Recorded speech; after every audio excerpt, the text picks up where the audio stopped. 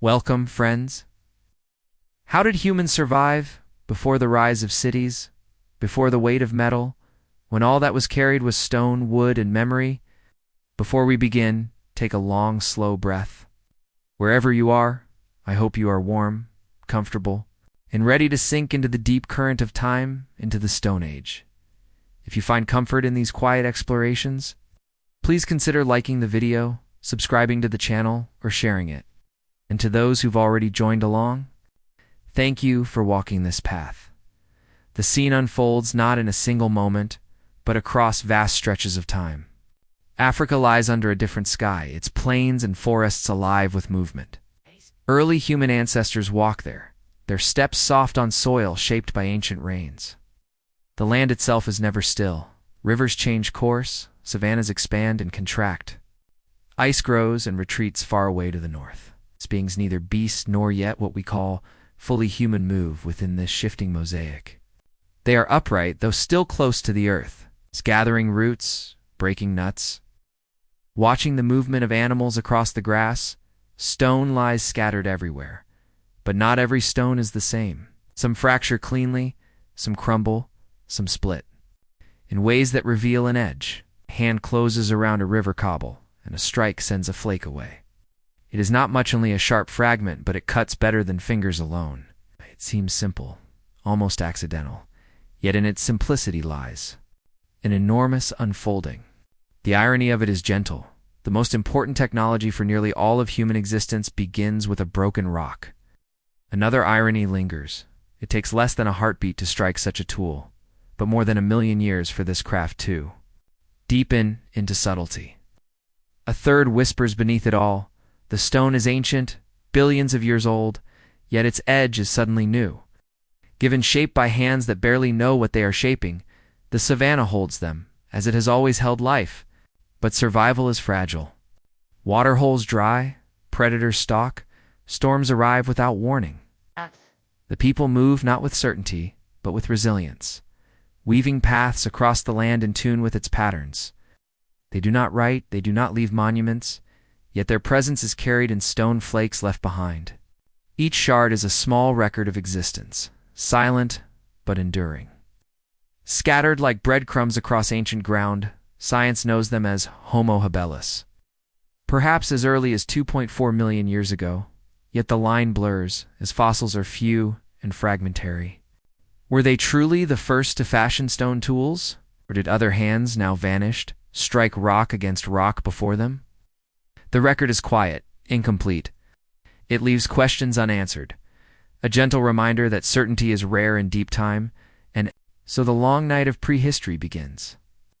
Fire is not yet mastered. Words have not yet taken form.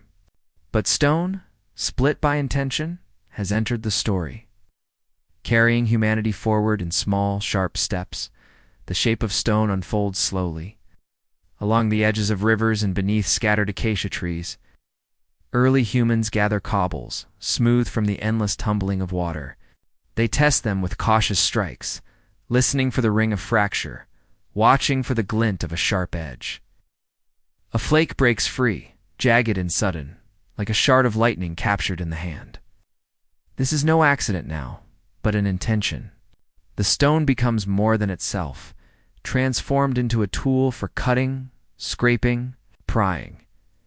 It seems almost laughably simple.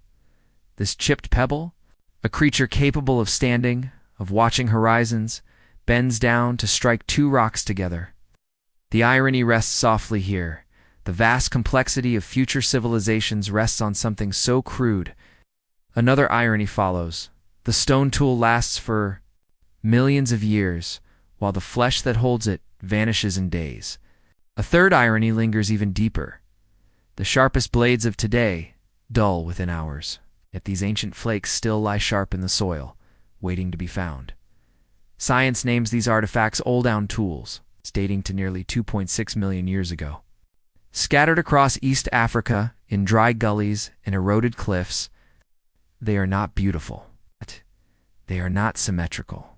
But they reveal a spark of cognition, the understanding that one shape may be broken into another, that a rock may hold an edge within its core. Yet the mystery endures. Did these first nappers imagine the edge before they struck, or did they learn by chance, only later repeating what they saw? The answer drifts like dust in wind, ungraspable. The stones are used to cut meat from scavenged carcasses, to scrape hides, to split open marrow bones. Each action strengthens survival, even though the scale of change is almost invisible across any single life. The tools are passed from hand to hand, imitated, discarded, forgotten, then found again in a different season. Like water shaping rock, innovation here is not sudden, but patient. Among the grasslands, the echo of predators is never far. Lions crouch in tall grasses, leopards pull kills into trees, hyenas laugh in the distance. To survive, humans cannot match tooth or claw. They match with edges of stone, small defenses in a vast, indifferent landscape. The river carries away flakes, but others are made, again and again. The sound of stone striking stone marks the beginning of a different rhythm in the world, and so the earth holds its first record of deliberate shaping. Not words carved, not images drawn, only fragments of broken stone scattered beneath the sun. They wait silently for millions of years, unnoticed, till the future unearths them and wonders who made them and why. Fire arrives slowly, almost hesitantly, into human life. At first it is not made, only found. A storm cracks the sky and lightning strikes a dry tree. Flames consume bark and branch. Smoke rises, and the air carries the scent of ash. Early humans watch from a distance, cautious of the heat, yet drawn to its glow. The fire fades as the rain returns, leaving behind only charcoal and silence. Yes. But the memory lingers. Eventually, embers are carried. A branch smolders, glowing faintly, protected under bark or wrapped in damp leaves. From one camp to another, the spark survives, sometimes for days, sometimes lost in a moment of rain. The irony of this is soft. The knowledge of fire spreads not by invention, but by preservation, keeping alive what the sky has already given. Another irony rests quietly. It takes only a few minutes of neglect for fire to die, yet it takes hundreds of thousands of years for humans to learn to make it freely. A third whispers, with a gentle smile, "The universe burns with endless stars." But here on Earth, a few glowing sticks change the destiny of a species.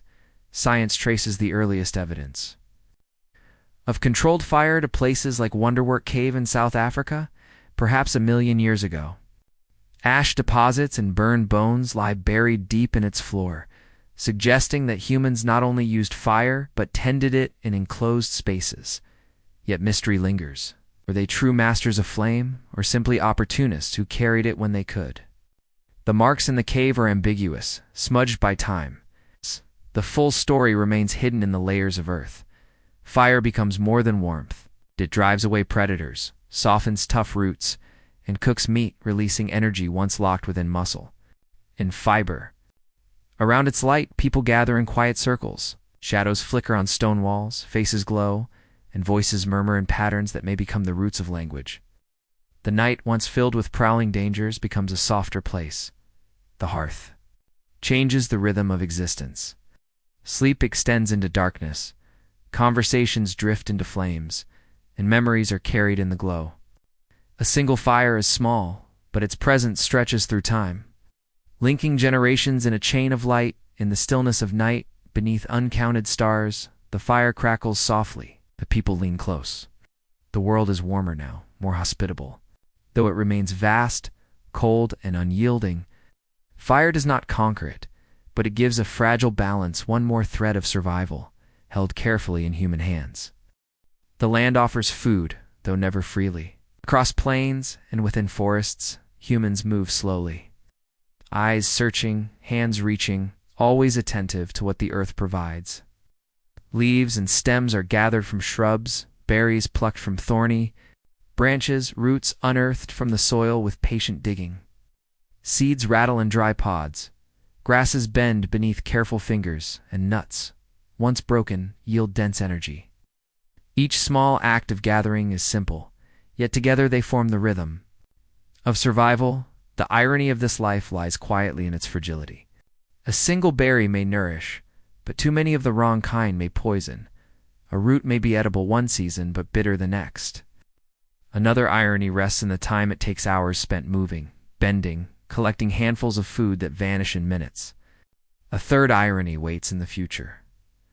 The very plants once scavenged as chance finds will one day be sown in fields, yielding more food than the gatherers could imagine. Science traces this reliance to landscapes across Africa, Asia, and beyond, where wild fruits, tubers, and grains left impressions in ancient grinding stones. Seeds of sorghum, traces of acorns, remnants of legumes, small evidence preserved in caves and soil, whispering of diets rich in variety. Yet mysteries remain. Which plants were most important? Which flavors, which textures, which hidden toxins shaped their choices? Archaeology records fragments, but not the fullness of taste. Not the smell of roasted seeds or the bitterness of raw leaves. Gathering is more than hunger. It teaches memory where a tree fruits, when a tuber ripens, how to recognize the subtle change in a leaf that signals safety or danger. Knowledge passes without writing, carried instead by repetition, by observation. By the quiet sharing of those who walk together, cooperation lingers in every step. One person may climb for honey, while another digs for roots. Hands carry baskets, woven from reeds, fibers twisted into cords. Each tool, each memory, extends the reach of the body, multiplying what can be found in this way.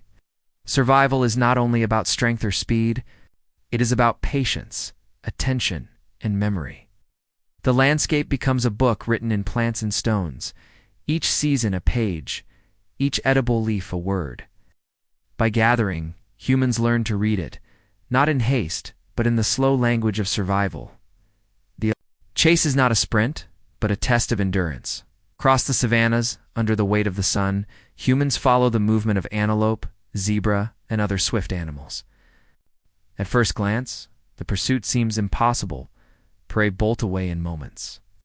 Muscles built for speed, hooves striking the ground in bursts of power, yet humans carry something different. Lungs that cool with every breath, skin that sweats, legs that do not stop. The pursuit is measured in hours, not minutes. Step by step, the distance closes. Not through speed, but through persistence. The irony is quiet but striking. The hunters cannot outrun the animal in a race, but they can outlast it in the long, merciless heat. Another irony lingers. The prey is stronger, faster, and more sharply equipped, yet it collapses before a creature with neither claws nor fangs. A third irony whispers with soft patience. Survival rests not in force, but in endurance. In the willingness to keep moving long after others must stop. Science calls this persistence hunting, a practice still remembered in some desert cultures.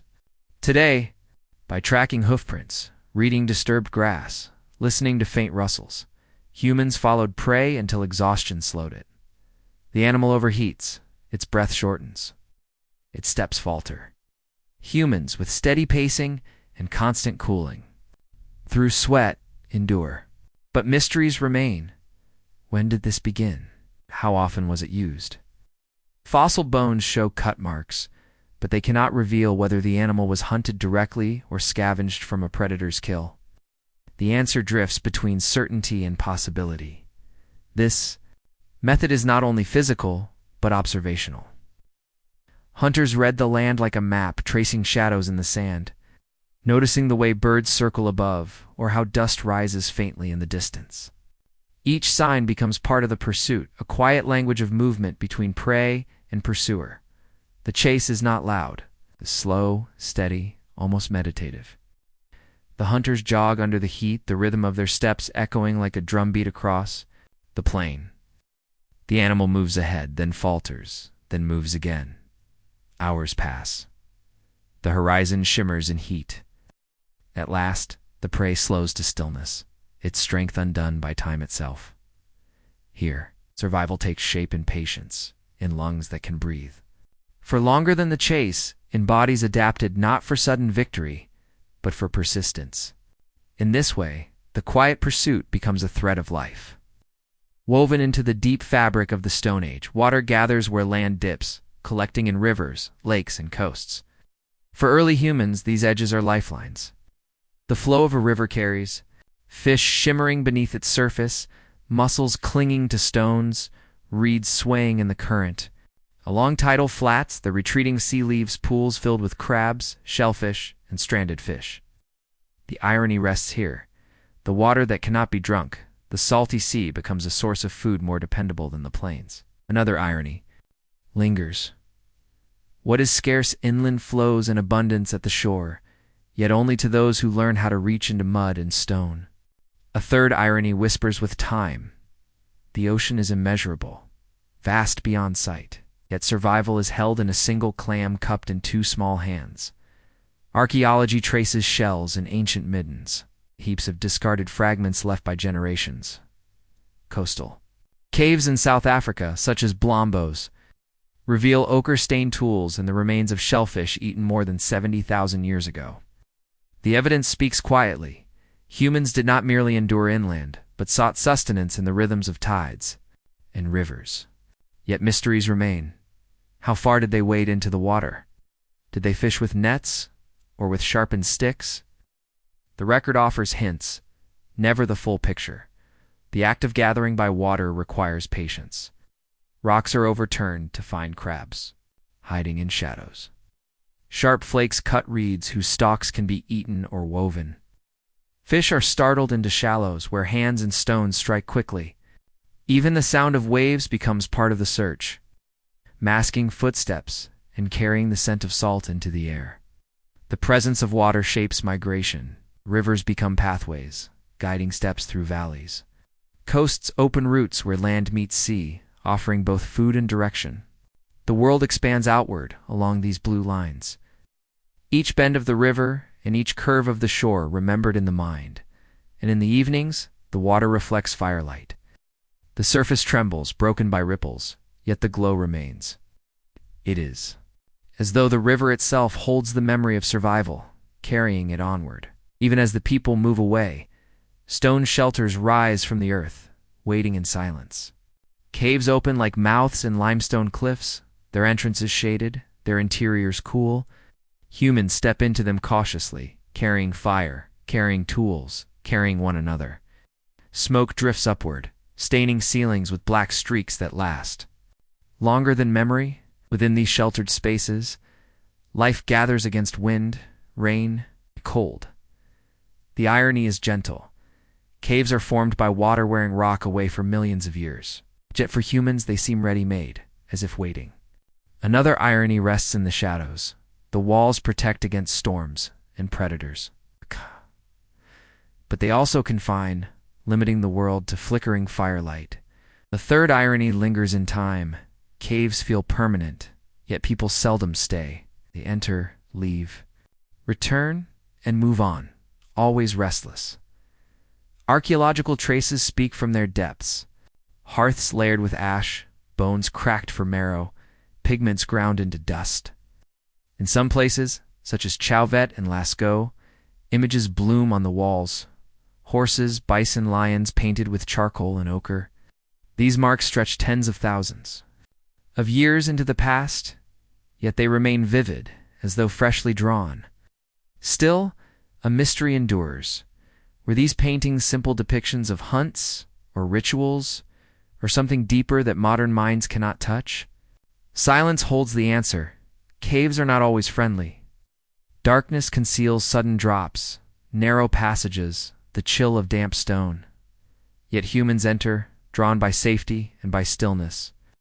The flicker of firelight animates walls, shadows moving as though alive. Voices echo, carrying sounds farther than intended, doubling them until they feel larger, heavier. The cave becomes a place of gathering, of eating, of resting. Skins are spread on stone floors, fire is fed with branches, and people lie close together against the cold. For a moment, the wilderness outside seems distant, and when they leave, the walls remain. Smoke, pigments, and faint scratches outlast the people themselves. The caves wait in silence again, holding echoes until the next footsteps arrive. Cold drifts across the world in waves that last for ages. Ice spreads downward from the poles, vast sheets grinding mountains into valleys, pressing forests aside, lowering seas. Winds sweep across the plains, sharper, drier, colder. For humans, survival bends under this weight. They cannot stop the climate's shift, but they adapt, shaping lives around its demands. The irony rests in the slowness of it. Glaciers advance over thousands of years. Yet in the span of one life, the change may be invisible. Another irony follows. The same ice that destroys habitats also lowers seas, exposing land bridges that open new paths. A third irony whispers from the hearth. The colder the world becomes, the more humans depend on fire, though fire itself is fragile. Easily lost to wind or snow, archaeological traces reveal their adjustments. Scrapers shaped from stone prepare hides for clothing. Needles carved from bone stitch furs together, layering warmth against the chill. Sites in Europe show hearths clustered within shelters of mammoth bone or beneath overhanging cliffs. Signs that people found ways to withstand the long winter. Yet mysteries remain. Did they follow the herds into icy plains, or retreat into refuges of forest and valley? The scattered record shows both, but not the full rhythm of their movement. Cold presses the body, but humans endure with cooperation. They huddle close in caves and shelters, sharing warmth, sharing food, sharing vigilance against predators that prowl even in snow. In silence, the crackle of fire becomes more than heat. It becomes hope. The glaciers do not speak, but they carve the land, leaving behind ridges, lakes, and valleys that shape migration for millennia to come. Humans, small against their scale, do not fight the ice. They move with it, around it, beyond. Yet step by step they find warmth where the world seems intent on cold, and when the ice recedes, as slowly as it came, the land reveals new rivers, fresh soil, and wide spaces to explore. Yet in the memory of those who lived through it, the edge of cold never disappears. It lingers in bone, in shelter, in fire kept alive through the longest nights.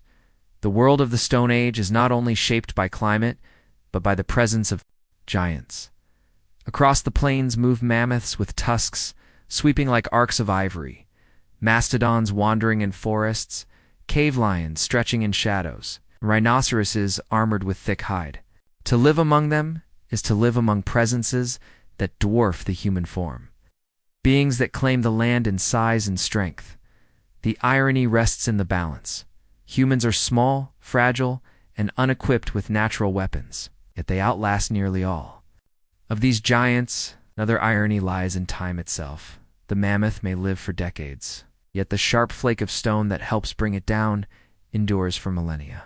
A third irony hums gently. The giants rule the landscape, but their fate bends under the persistence of a species barely able to lift a stone. Science uncovers bones scattered across sites, some showing cut marks from stone tools, others bearing signs of fire. At places like Dolny Vestanus in Central Europe, mammoth remains are arranged into shelters, tusks arched into frames, ribs set into walls. These traces speak of ingenuity, of survival woven from the very bodies of giants. Yet mysteries remain. Were these hunts deliberate, or scavenges of fallen beasts? Did humans bring down whole herds, or did they wait for the old and weak to stumble? The record allows glimpses but not certainty. The presence of giants shapes more than food. Skins become shelter, bones become tools. Ivory becomes carving. Each part is used, transformed, carried forward. The mammoth, enormous and slow, leaves behind more than meat. It leaves a structure for life itself, and yet these encounters are never without risk. A charging aurochs can break bones. A lion can strike from the grass. A rhinoceros can gore with a single thrust. Humans survive not through strength, but through distant spears cast, stones thrown, persistence applied with caution. In the evenings around the fire, the giants remain. Near, their shapes move in the dark, their silhouettes loom beyond the circle of light. To live in the Stone Age is to share the land with them, to measure one's smallness against their enormity, and to endure in spite of it. Bone and antler lie scattered after a kill, remnants beyond meat and skin. In time, humans see more than waste in these shapes, A rib splinters into sharp points. A tine from a deer's antler is carved into a hook. A shard of bone becomes a needle with an eye for thread. Stone remains the foundation, but bone and antler add a softness, a flexibility, fineness that stone alone cannot provide. The irony is quiet. What once held the life of an animal now extends the life of its hunter. Another irony rests in duration. A bone needle, delicate and fragile, may last longer in the soil than the skin clothing it once sewed.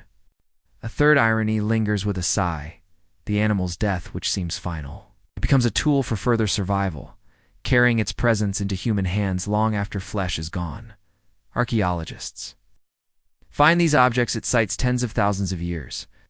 Old slender harpoons carved for fishing, awls used to pierce hides, figurines shaped with patient strokes. They reveal not only practicality, but also imagination. Surfaces smoothed beyond necessity. Lines incised where none were needed, yet mysteries remain. Did these carvings hold symbolic meaning, or were they simple adornment made in spare moments? The truth remains as hidden as the thoughts of their makers. The tools change the scale of survival. With a needle, furs are stitched into garments that hold warmth more securely. With a hook, rivers yield more fish. With a harpoon, seals and large fish become possible prey. The range of food expands, the body is better protected, the reach of the hand is lengthened. To shape bone requires patience. The material resists, splinters and bends. Hours are spent grinding it against stone, shaping it with friction until the form emerges. The act itself is slow, quiet, as though time is stretched deliberately. And so, alongside stone, bone, and antler become part of the human toolkit. Carried in pouches, tied at belts, passed from one generation to the next. They are reminders that survival is not only about strength, but about transformation. The ability to see possibility where others see only remains. After the hunt, after the chase, what remains is not wasted. The animal's body lies heavy on the earth, and hands move. Carefully across it, stone flakes cut away flesh, but when the meat is gone, the bones remain, and these too hold nourishment. Long bones are struck against rock until they crack, releasing marrow, rich in fat, hidden deep within. Skulls are split for the soft tissues inside, small but sustaining. Skins are stretched and scraped, dried into coverings, or softened into clothing. Sinews are pulled into long strands, dried and twisted into cord that binds tools together. The irony rests in reversal. What once held the structure of life is taken apart to extend another. Another irony lingers, the marrow invisible. Inside bone may hold more energy than the meat that surrounded it. A third irony hums beneath it all. Nothing of the animal lives, yet nothing of it is wasted. Archaeological sites across Africa and Eurasia show these patterns, bones broken in ways that match deliberate strikes, not natural fractures, in caves. And open-air sites alike, fragments of antelope, deer, and bison bones reveal the same story. The animal consumed entirely, down to what the eye cannot see. Yet a mystery persists. Were these remains from hunts made by humans, or scavenged after predators had already taken their share? The marks overlap, and certainty dissolves in stone and soil. The work of processing is patient, methodical. Scrapers. A flint remove flesh from hides. Pebbles smooth skins until supple. Fibers of gut and sinew are stretched, dried, and tied into knots. Each step extends survival a little longer, making warmth, making tools, making storage possible. Around the hearth, the bones gather too. Some are burned as fuel, others lie scattered in ash, silent records of meals long past. They endure in soil long after bodies vanish, outlasting the hands that crack them open. In this cycle, survival is more than the hunt. It is the ability to see value in what remains, to turn remnants into sustenance, to pull life from what appears empty. The animal's body gives more than once, each part transformed, each fragment carried forward in human hands. The world does not remain steady. At times, the sky darkens with ash, and the air grows heavy with silence. A volcano erupts, scattering stone and fire across the land, its smoke rising high enough to dim the sun. Ash drifts for miles, covering rivers and plains, choking plants, pressing herds to move or to die. For humans, survival becomes narrower, choices fewer. Food vanishes as landscapes change. The irony rests here. The same fire that warms and protects can also darken the world for years. Another irony follows. The ground that feeds through soil becomes barren when covered by the mountain's gift. A third whispers from time. The eruption lasts only days or weeks, yet its effects stretch across generations. Science recalls the eruption of Toba in Indonesia around 74,000 years ago, a supervolcano that may have plunged much of the planet into volcanic winter. Ash layers trace its reach into India, the Middle East, even Africa. Some suggest that human populations shrank to small, fragile numbers. Yet the mystery endures. Was the impact truly global and devastating, or did many pockets of people endure with less suffering than imagined? The evidence remains debated, uncertain. Alongside ash, ice deepens. Glaciers expand, cold grips the continents, tundra replaces forest. Humans must adapt against seeking warmth, finding new routes, clinging. To fire, they learn to store food for leaner times, drying meat, catching supplies in pits, holding what can be held. In this rhythm, survival is less about growth and more about endurance. Within caves, ash settles on stone floors, layering over hearths, marking moments when the outside world became hostile. Still, the fire is tended. Sparks are coaxed from stone embers carried carefully. Even as the sky dims, the hearth glows, a fragile light against the weight of change. The earth shifts, climates swing, volcanoes rise and fall. Humans remain not by mastery, but by resilience, the capacity to persist through conditions they cannot control. Each generation passes the memory forward, not in words but in practice, till the world grows warmer again, and when the ice retreats. When ash sinks into soil, new grass rises, herds return, rivers clear. The memory of scarcity lingers, yet life continues, patient beneath the sky. Survival in the Stone Age does not belong to the solitary. It belongs to groups, small bands of people moving together, sharing the labor of life. Around the hearth, they sit close, firelight glimmering on faces, breath rising softly into the night. Food is divided, skins are shared, tools are passed from hand to hand. The strength of survival lies not in a single body, but in the weaving. Of many, the irony is soft. Alone, a human cannot withstand predators. Yet together they are feared by the very beasts that once threatened them. Another irony rests in the scale of effort. A hunt that requires hours of pursuit yields enough for all, yet would mean little to one. A third irony hums gently. Each person depends on the group, yet the group itself depends on the smallest contributions. Of each person, archaeology hints at cooperation in scattered ways. Sites show multiple hearths within caves, suggesting space was shared by many. Tools are found side by side, shaped in similar ways, as though knowledge passed quietly from one hand to another. Cut marks on bones reveal that large animals, impossible to kill and process alone, were brought down together. Yet mysteries remain. How were tasks divided? Did certain members gather while others hunted, or did roles shift fluidly with time? The bones and stones record only the outcome, not the conversations. Still, the pattern is clear. Cooperation magnifies what survival allows. One sharp eye notices tracks in the grass, another carries fire. One hand digs roots, another binds sinew into cord. The skills combine, each person's effort extending the reach of the others. At night, stories may drift into the flames. Perhaps not stories as we know them, but patterns of sound, gestures, rhythms that carry knowledge. Where to find water, which plants to avoid, how to watch the stars to know direction. Memory itself becomes collective, a storehouse greater than any one mind could carry. The group moves together, rests together, and endures together. In this way, humanity survives not only through tools, but through connection, the quiet sharing of breath, of warmth, food beneath a sky wider than any single life. the murmur of sound begins to shift. What was once only a cry of warning, a call of alarm, or a gesture of hand grows into something more.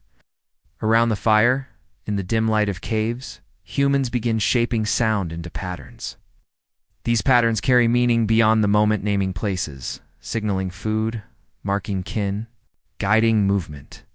The voices are soft, uncertain, but they stretch farther than gesture, farther than silence. The irony lingers gently. The tongue, small and fragile, becomes more powerful than the hand-holding stone. Another irony rests in memory. A sound lasts. Only a breath, yet it may shape survival more deeply than a tool of flint. A third irony whispers with time. Language once formed changes endlessly, but its roots can never be fully traced. Science can only guess at these beginnings.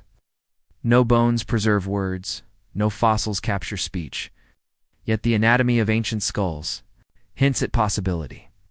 The hyoid bone, delicate and small, supports the tongue. In Neanderthals, it resembles our own. Genetic studies reveal the FOXP2 gene, linked to speech, shared across humans and some close relatives. Still, the mystery remains. When did sound truly become language? And how rich were these early voices? Archaeology cannot say. Around the fire, the murmurs carry across generations. Parent shows a child how to knap flint, how to strip sinew, how to keep embers alive through night. The gestures are there, but so too are sounds, repeated, softened, remembered. Slowly, a common tongue emerges within each band, fragile, yet strong enough to bind them closer.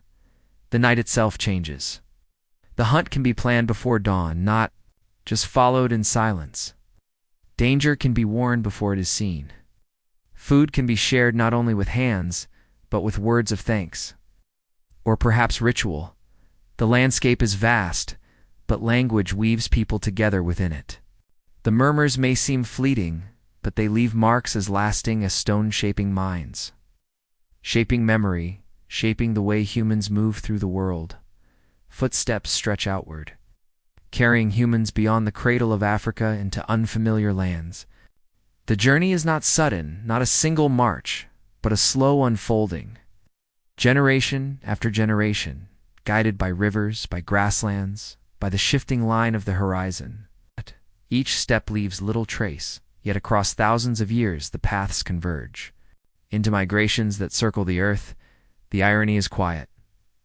No person ever sets out to conquer continents, yet their wandering feet redraw the map of life. Another irony lingers. The tools they carry are simple stones and sticks, yet these open worlds once thought impassable. A third irony drifts through time. The distances crossed take lifetimes, yet from the view of deep history, the movement is sudden, like a breath released. Science traces this dispersal and fragments stone tools scattered in valleys. Fossils preserved in caves, DNA whispering of ancestry. The roots are debated. Some lines follow the Nile, others spread along the Red Sea coast, still others climb into the Levant and beyond. Around 60,000 years ago, groups leave Africa in waves. Small in number, but carrying with them the knowledge of fire, of tools, of cooperation. Yet the mystery remains. Were there earlier journeys, long forgotten, that left no descendants? The soil keeps its silence. The land itself guides the path. Rivers draw bands forward, offering water and fish. Grasslands open with herds that can be followed. Forests close in, then give way to new plains. Coastlines provide a constant thread. The sea both barrier and provider. Its tides repeating like a drumbeat beside their steps. Migration is not only outward but inward too. Each group carries the memory of where they came from, stories told in sounds and gestures, knowledge of which roots heal and which kill, which stones break and which fracture clean. These memories travel farther than their feet, shaping survival, in lands never seen before. And so, slowly, the continents fill. From Africa, into Asia, into Europe, into the edges of Australia, and beyond. The world begins to shrink, though it remains vast and unyielding. With every step, humans learn to adapt. anew, weaving their survival into landscapes both familiar and strange. Water lies ahead, stretching wider than rivers, wider than lakes, a boundary between land and land. Yet even here, humans find passage. Simple rafts, perhaps made of logs bound with vines, or dug-out canoes hollowed from great trunks carry them. Across narrow seas, the movement is careful, the vessels crude, but the crossing is real. The irony rests in scale. The ocean seems endless, yet survival depends on the few feet of wood beneath them. Another irony whispers in silence. Those who cannot swim cross seas by trusting what they have built. A third irony lingers in time. The tools used to cut and bind a raft are stone.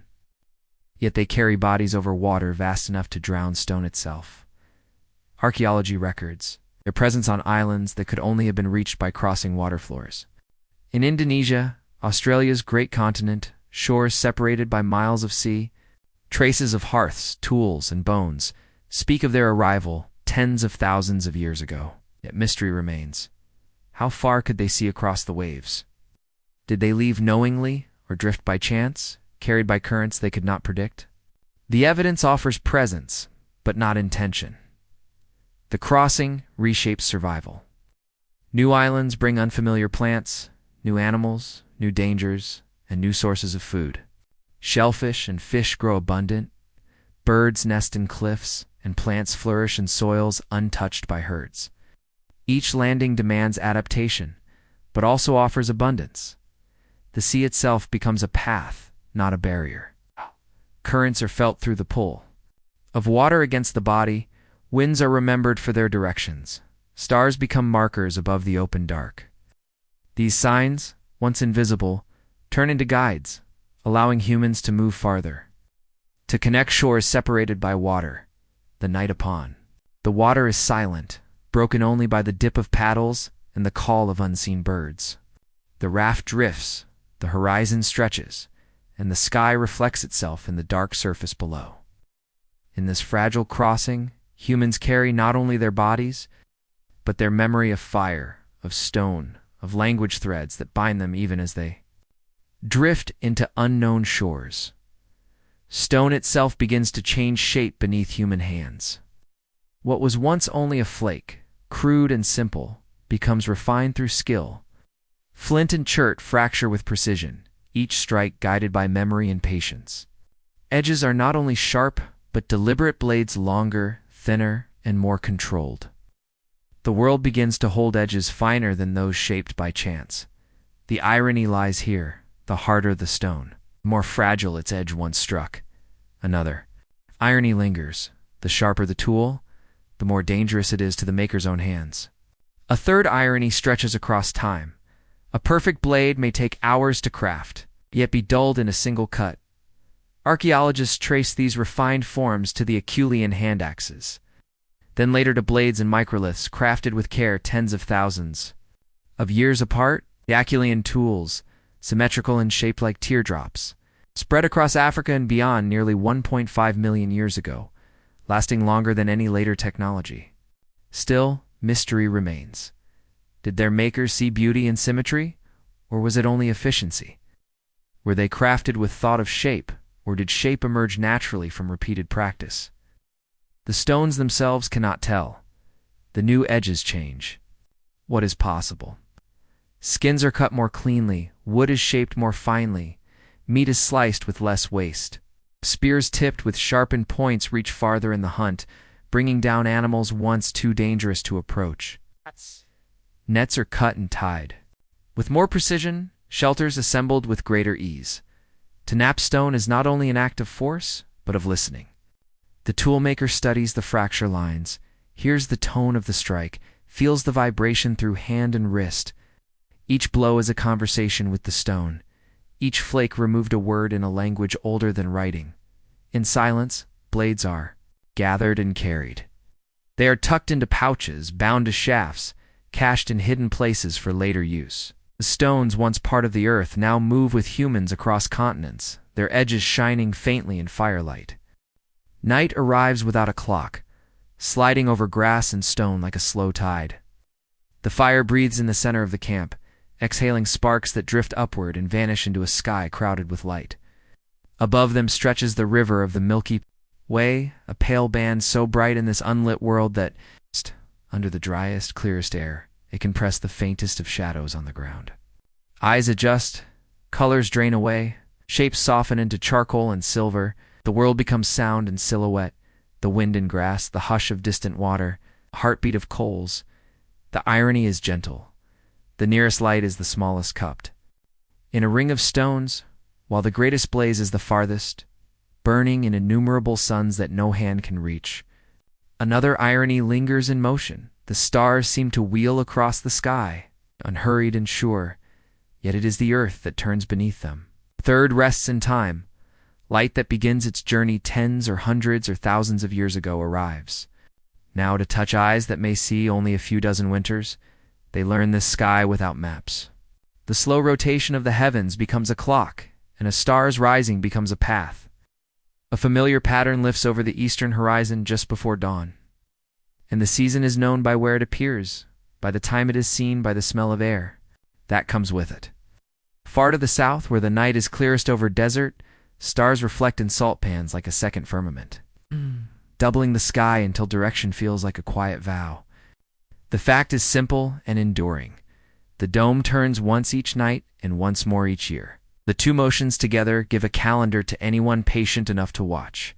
Yet there is a deeper movement. Slower than a lineage, slow as mountains. Eroding, the planet's axis wobbles over tens of thousands of years. This procession changes which star riff any marks the pole. In these nights no bright beacon fixes true north. A darker point guides the turning, and other stars wheel around. It like grains in a mill. In future millennia, another star takes that post. Long before and long after, the anchor shifts again. The sky is dependable, but it is not fixed. They rest on skins near the fire's edge, and the eyes rods take their watch, crisping faint starlight where colors have fled.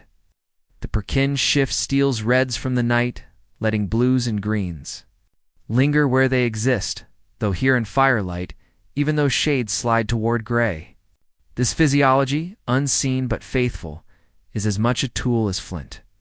It lets hunters feel the boundary between shadow and shape, helps a watcher notice the dark cut of an animal against the paler slope of a dune. The moon, when it fills, presses, wakefulness into some nights, sleep thinning a little, body is bending to a rhythm older than calendars and still written in blood. Constellations. Here are not stories pinned to parchment. They are remembered as angles, as arcs, as relational paths. A line of 3 bright points marks where the river bends in memory. A crooked V hints at dawn in the cold months. Scattering near the horizon tells when certain berries ripen in valleys downstream. Some patterns are the same as those that future peoples will name. Others are as local as a bend in the river or a ridge of basalt. The knowledge flows by word and gesture, a finger tracing the dark, naming without names, passing orientation into the next set of eyes. The mystery holds softly. Did those who paint animals in caves also paint the sky in their minds?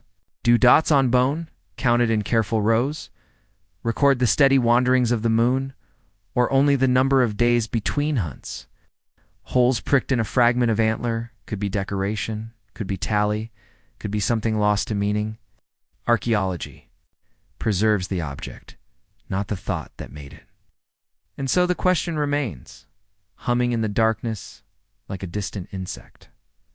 Still, direction lives in practice. Travelers rise before dawn when the east is a thin promise, choosing a low star to hold between 2 trees, fixing a course across open land. On coasts, the path is easier. The sea speaks with its tides, and the wind carries its own compass. Where grass rounds every hill to sameness, the night sky is the truest map. Repeated and repeating a text that no ash can smudge and no rain can dissolve. Even cloud has its counsel by the way it sweeps and thins and catches the moon a watcher. Here's tomorrow's wind. Fire gives a second rhythm. Its circle is a small day inside the night, a sun of coals around which bodies gather. The flame paints the underside of leaves, the arch of ribs and drying skins. The chisel edge of a napped blade laid near, but not too near. It lures insects, and small lizards, and sometimes eyes from the grass beyond the glow. The edge of light is the edge of attention. Ow. Beyond it stretches the domain of listening. The stars ask for the far gaze. The fire asks for the near. Between them, a mind learns to hold both distances at once. There is a lesser-known quietness here, one only the darkest nights teach. Under a sky untroubled by smoke or city, starlight shapes relief. Stone casts a faint, soft-sided shadow knot. Only from the moon, but rarely from the smudged band of the galaxy itself. It is a light that does not look like light, more like an easing of darkness from one side than an arrival from another. A watcher who notices this learns without calculation that the world is layered even when it seems flat, that the night has texture, that darkness itself can be measured by the way it falls. Sometimes, a star winks where there was none, a visitor. That lingers for weeks, and then is gone. Sometimes a fire across the sky leaves a chalk line that fades as the air swallows it. Comets and meteors keep their own calendars, longer and shorter than any hunger. Such sights carry no omen here, only the knowledge that the heavens, too, have weather, and that this weather seldom touches the ground. Night also gathers the band more closely. Voices lower to match the hush above.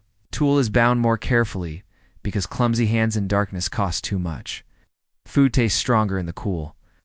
A child wakes and sees the sky unframed by roof or wall, begins a lifetime of recognition without knowing it.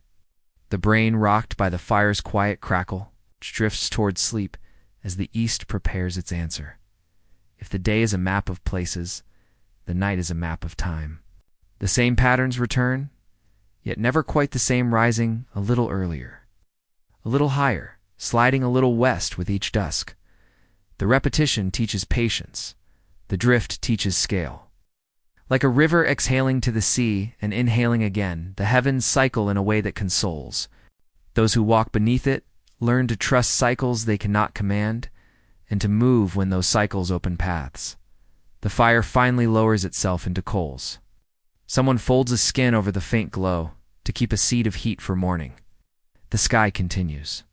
It's turning without comment, and the quiet is not empty but full.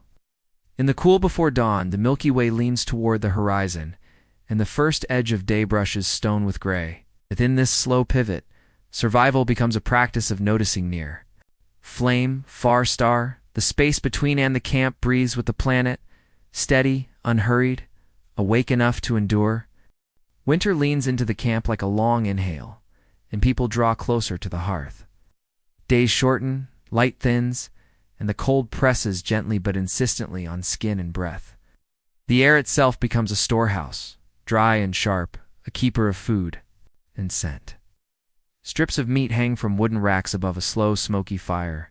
Fish lie open along rods. Fat renders and runs in quiet threads, catching light before it vanishes into ash. The camp seems still, yet it is busy with preservation. With the deliberate folding of autumn's abundance into winter's need, there is a soft irony in this season. When plants sleep and the ground hardens, the biggest meals arrive. Another. Irony rests by the drying rack. The same cold that steals heat from fingers protects what those fingers have prepared. A third irony glows in the hearth's core. A flame small enough to be cupped in two hands becomes the guardian of food that can outlast weeks of wind. The work follows processes as old as hunger. Smoke wraps each strip with phenols and aldehydes that slow the touch of decay. The dry air pulls moisture away, leaving lightness where heft had been. In the open cold, water in meat freezes and recrystallizes in a way that the wind can lift. Out nature's slow freeze-drying, as steady as weather. Out. Where snow squeaks underfoot in the deepest chill, fat congeals and keeps, and lard sealed in skin pouches greets future fires without complaint. Marrow waits inside long bones, a hidden sun in pale cylinders.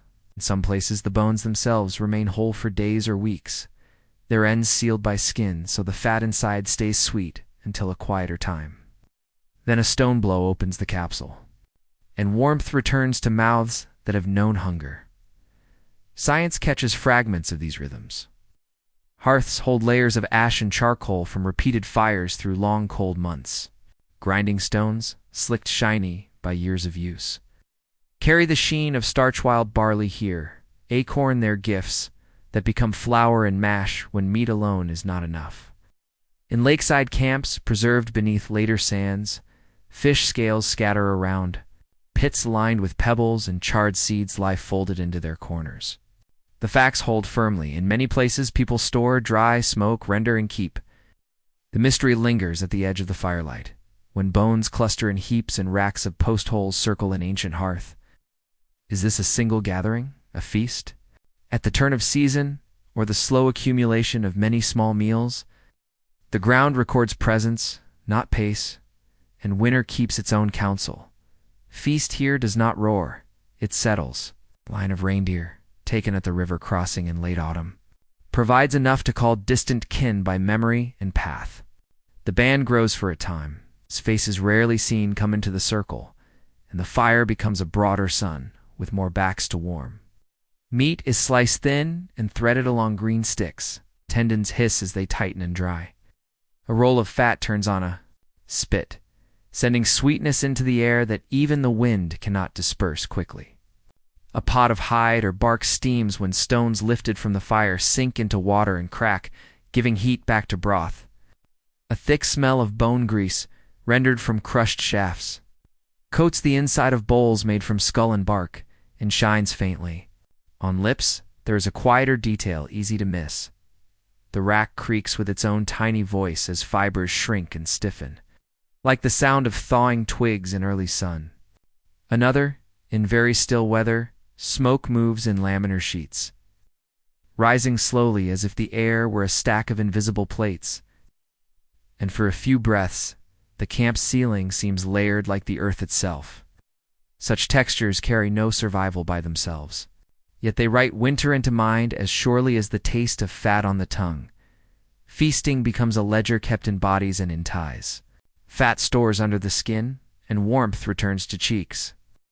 Tools pass across lapsols for piercing skins, needles for mending seams, scrapers for thinning hides to make winter clothing less heavy, more forgiving.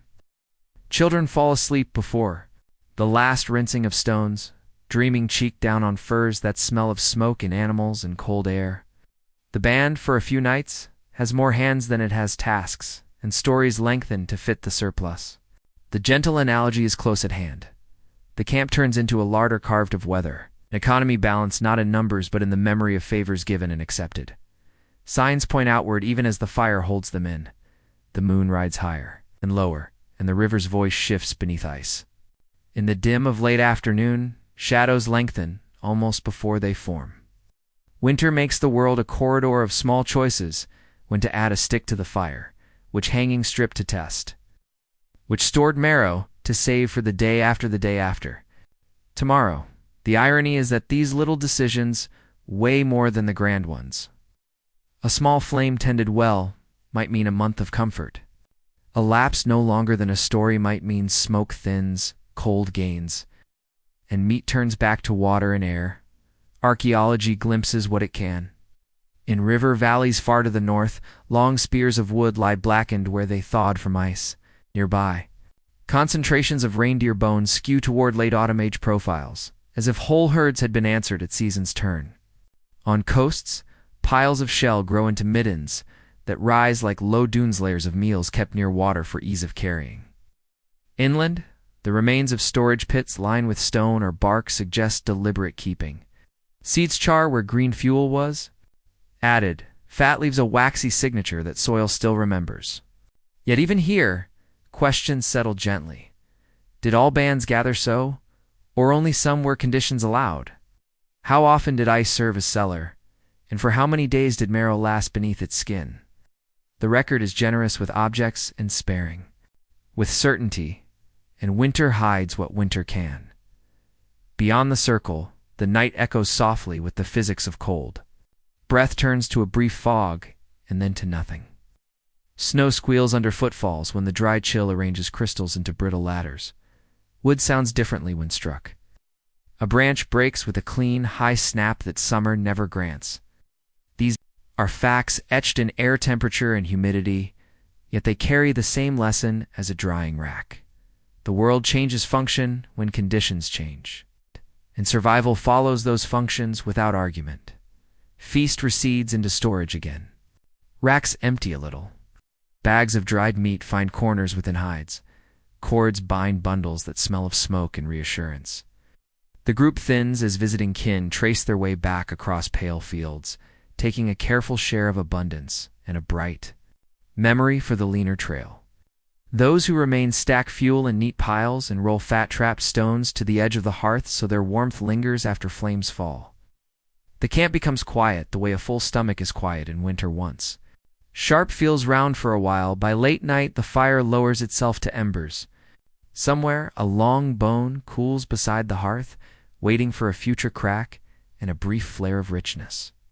The stars hold steady above the smoke's thin braid, and the racks whisper once more as fibers finish their work. The feast has no conclusion, only continuation stored in hide, in bone, in memory, in the body's patient accounting. When dawn comes pale and spare, there is food that does not need finding, warmth that does not need chasing, and a band that leans into the season together, steady as the breath of flame. The world begins to change again, not in days, not in seasons, but in spans longer than memory. Glaciers shrink, ice retreats, and the air warms. Rivers, once narrow under frost, swell with meltwater, carving valleys deeper, rushing with a force that pulls stones from their beds. Seas held back by frozen sheets begin to rise, covering coastal plains where footsteps once pressed the sand. The land itself alters its shape, slowly but without pause. There is a soft irony here. The same ice that once offered bridges to new lands now melts to cut them off. Another irony rests in the water. The rivers that nourish and guide also flood and erase. A third lingers in silence. People adapt to these changes without knowing they are part of a cycle that will repeat long after their lives end. Science traces this moment to the close of the last great ice age. Between 20,000 and 10,000 years ago, vast ice sheets collapse back toward the poles, releasing torrents of fresh water, raising seas by more than 100 meters. Entire coastlines vanish. The plains of Doggerland, once stretching between Britain and Europe, sink beneath the North Sea. The Sunda Shelf, once a broad landmass linking islands of Southeast Asia, disappears under the rising ocean. Yet mystery persists. How did humans perceive these changes, measured only in lifetimes? Did they tell stories of lost lands, or simply move on, step by step, as shorelines crept inland? The new rivers shape migration. Bands follow their curves, finding fish, reeds, and fertile floodplains. Valleys deepen, rich with soil washed down from mountains, and life gathers along these flowing corridors. Forests spread where ice once ruled, drawing deer, boar, and elk into fresh ranges. And humans follow in their wake. The rhythm of survival bends but does not break. Shelters shift inland.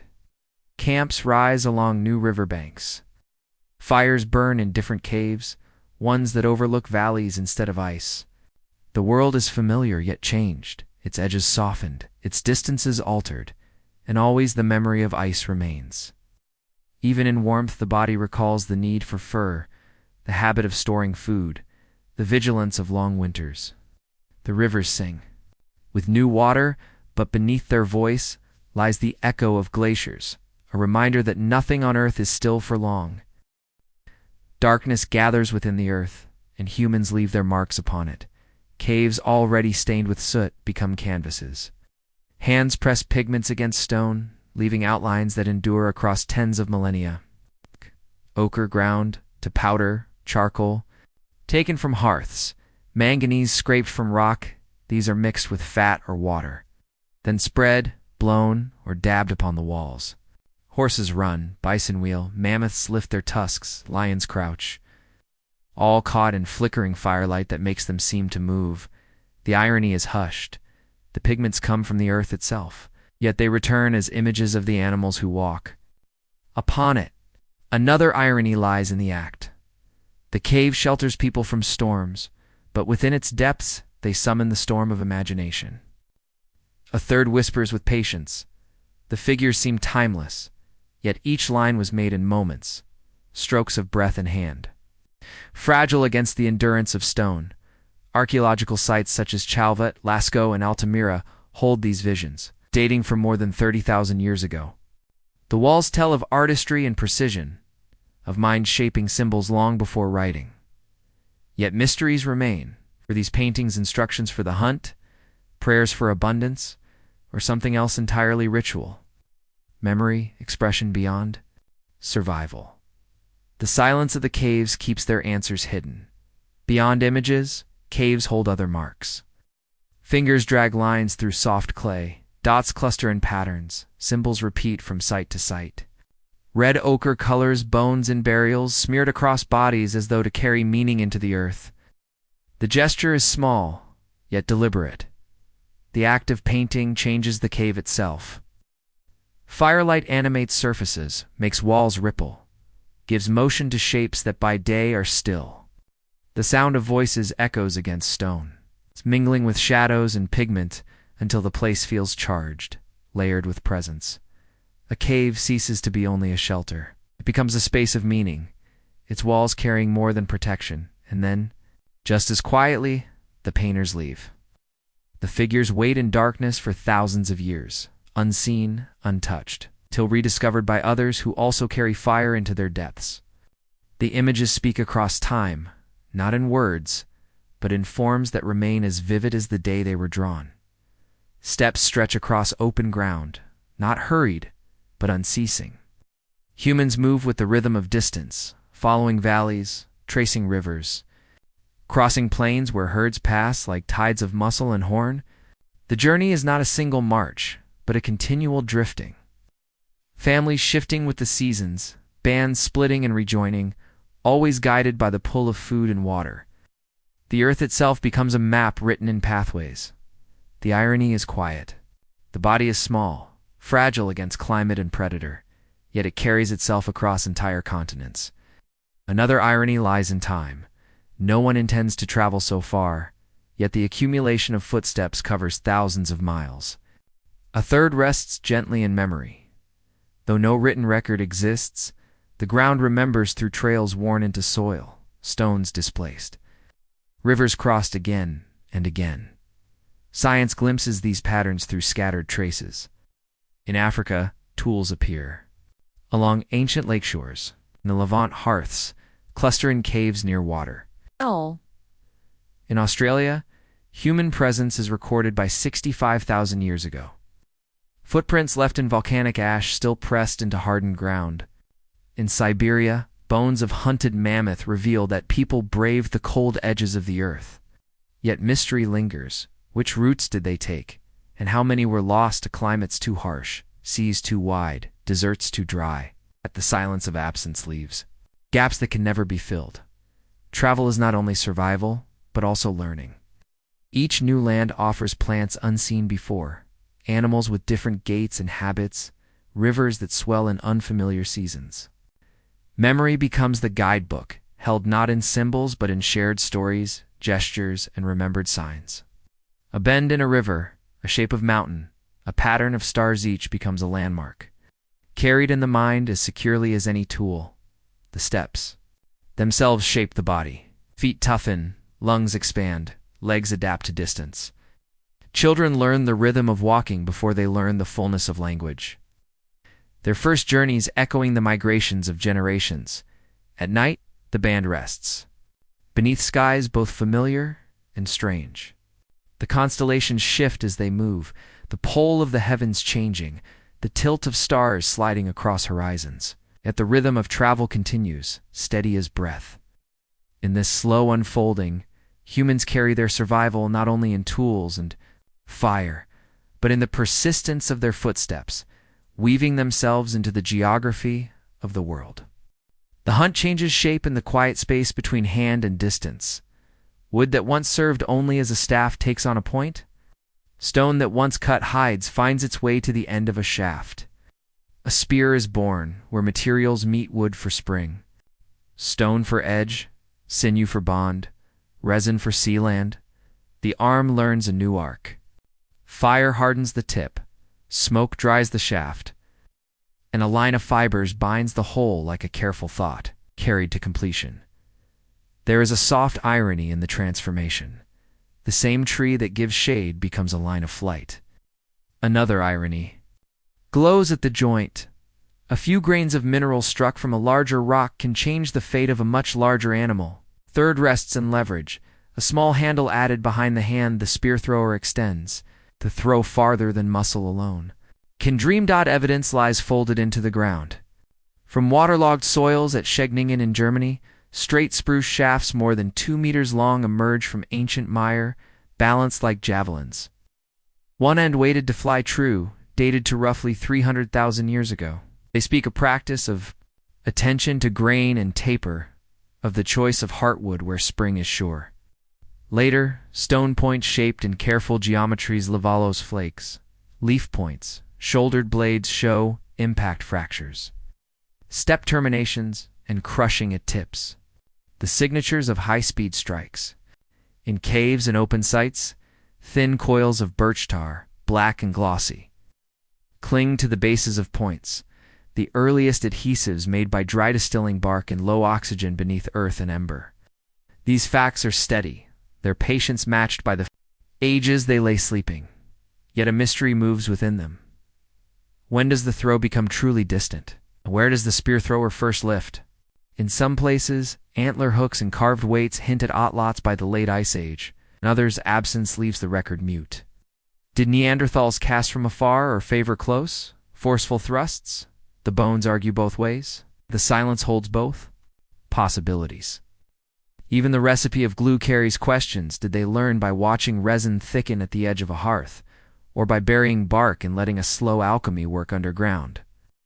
The outcome endures. The first moment of knowing drifts, like smoke.hfting, becomes its own craft, as deliberate as napping. Sinew from leg or back, once dried, soaks and loosens, then tightens again as it dries on the shaft, shrinking to clamp stone more fiercely than any knot alone could do. A smear of resin mixed with powdered ochre adds grip and water resistance, a thin mineral armor for a joint that must withstand impact. Where resin is scarce, pine pitch answers. Where both are scarce, rawhide wraps do the work with patience and time. A man or woman bends over the slow turn of a shaft, feeling for straightness by rolling it on a flat stone, sighting along it against the edge of sky. The result is not a weapon so much as an alignment, fibers, minerals, plant gum, and intention. Brought to the same line, the physics is simple and profound. A spear without a thrower leaves the hand at the speed of the arm. With an outlout, the hand becomes the near end of a longer lever. In the far end, the dart's nock swings with a wider, faster arc. The point leaves with more velocity, more energy, more reach into the space where distance was once safety. In this, another quiet irony takes its seat. A short stick makes a long difference. The hunt itself slows to precision. Tracks are read, wind learned, ground tested for softness. That might swallow a foot at the wrong stride. The outlot carries a dart with a flexible spine that stores a wave along its length as the throw begins. When it straightens in flight, the wave slips toward the point like a whisper pushing a door. Feathers at the rear, where present hold the dart steady. Where feathers are absent, a roughened shaft or a weighted foreshaft serves. The thrower breathes out and releases, letting the body's exhale dampen the small tremors in muscle that could tilt a line by a finger's width at 50 paces. Science, where it can, measures outcomes. Microwear on stone points shows polishing. Where bindings once gripped, residues of blood proteins on some tips match deer, bison, horse, seal. Points recovered far from quarries tell of exchange or travel. In some places, carved antler batons, with drilled holes, polished by use, may have served as shaft straighteners or pressure flakers during napping. In others, they might have been parts of throwing systems, weight or guide. The facts stand. Clear, but the division of rolls tool versus symbol. Straightener versus scepter remains, fluid under the lens. Unseen details line the practice. On cool mornings, a shaft rolled under a bare foot can reveal a warp that eyes miss, a point set.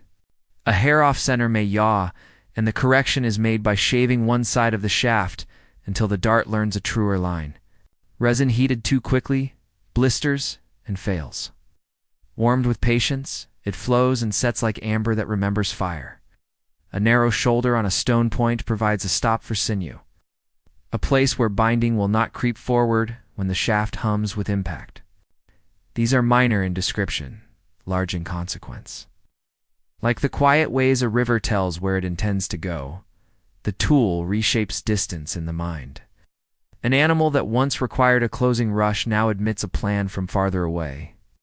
The group spreads, some pressing the flank, another circling to where a ridge meets a ravine, a third waiting in a line of scrub where the wind carries scent away from the run. When the moment comes, the throws do not need to be perfect. They need to be enough to wound in ways that slow. Pursuit follows, not as a sprint, but as a measured tether. The cord of attention unbroken until the land yields the body. There is a geography to the outlot's sound, a soft clap of hook leaving knock, a hiss when fletching cuts air, a brief stop in the heart between release and strike. In rocky country, the dart's tip might shatter on stone. In open grass, it might bury to the fletching in a hollow behind the shoulder where lungs live. The thrower collects what can be found, repairs what can be saved, and sits by the fire.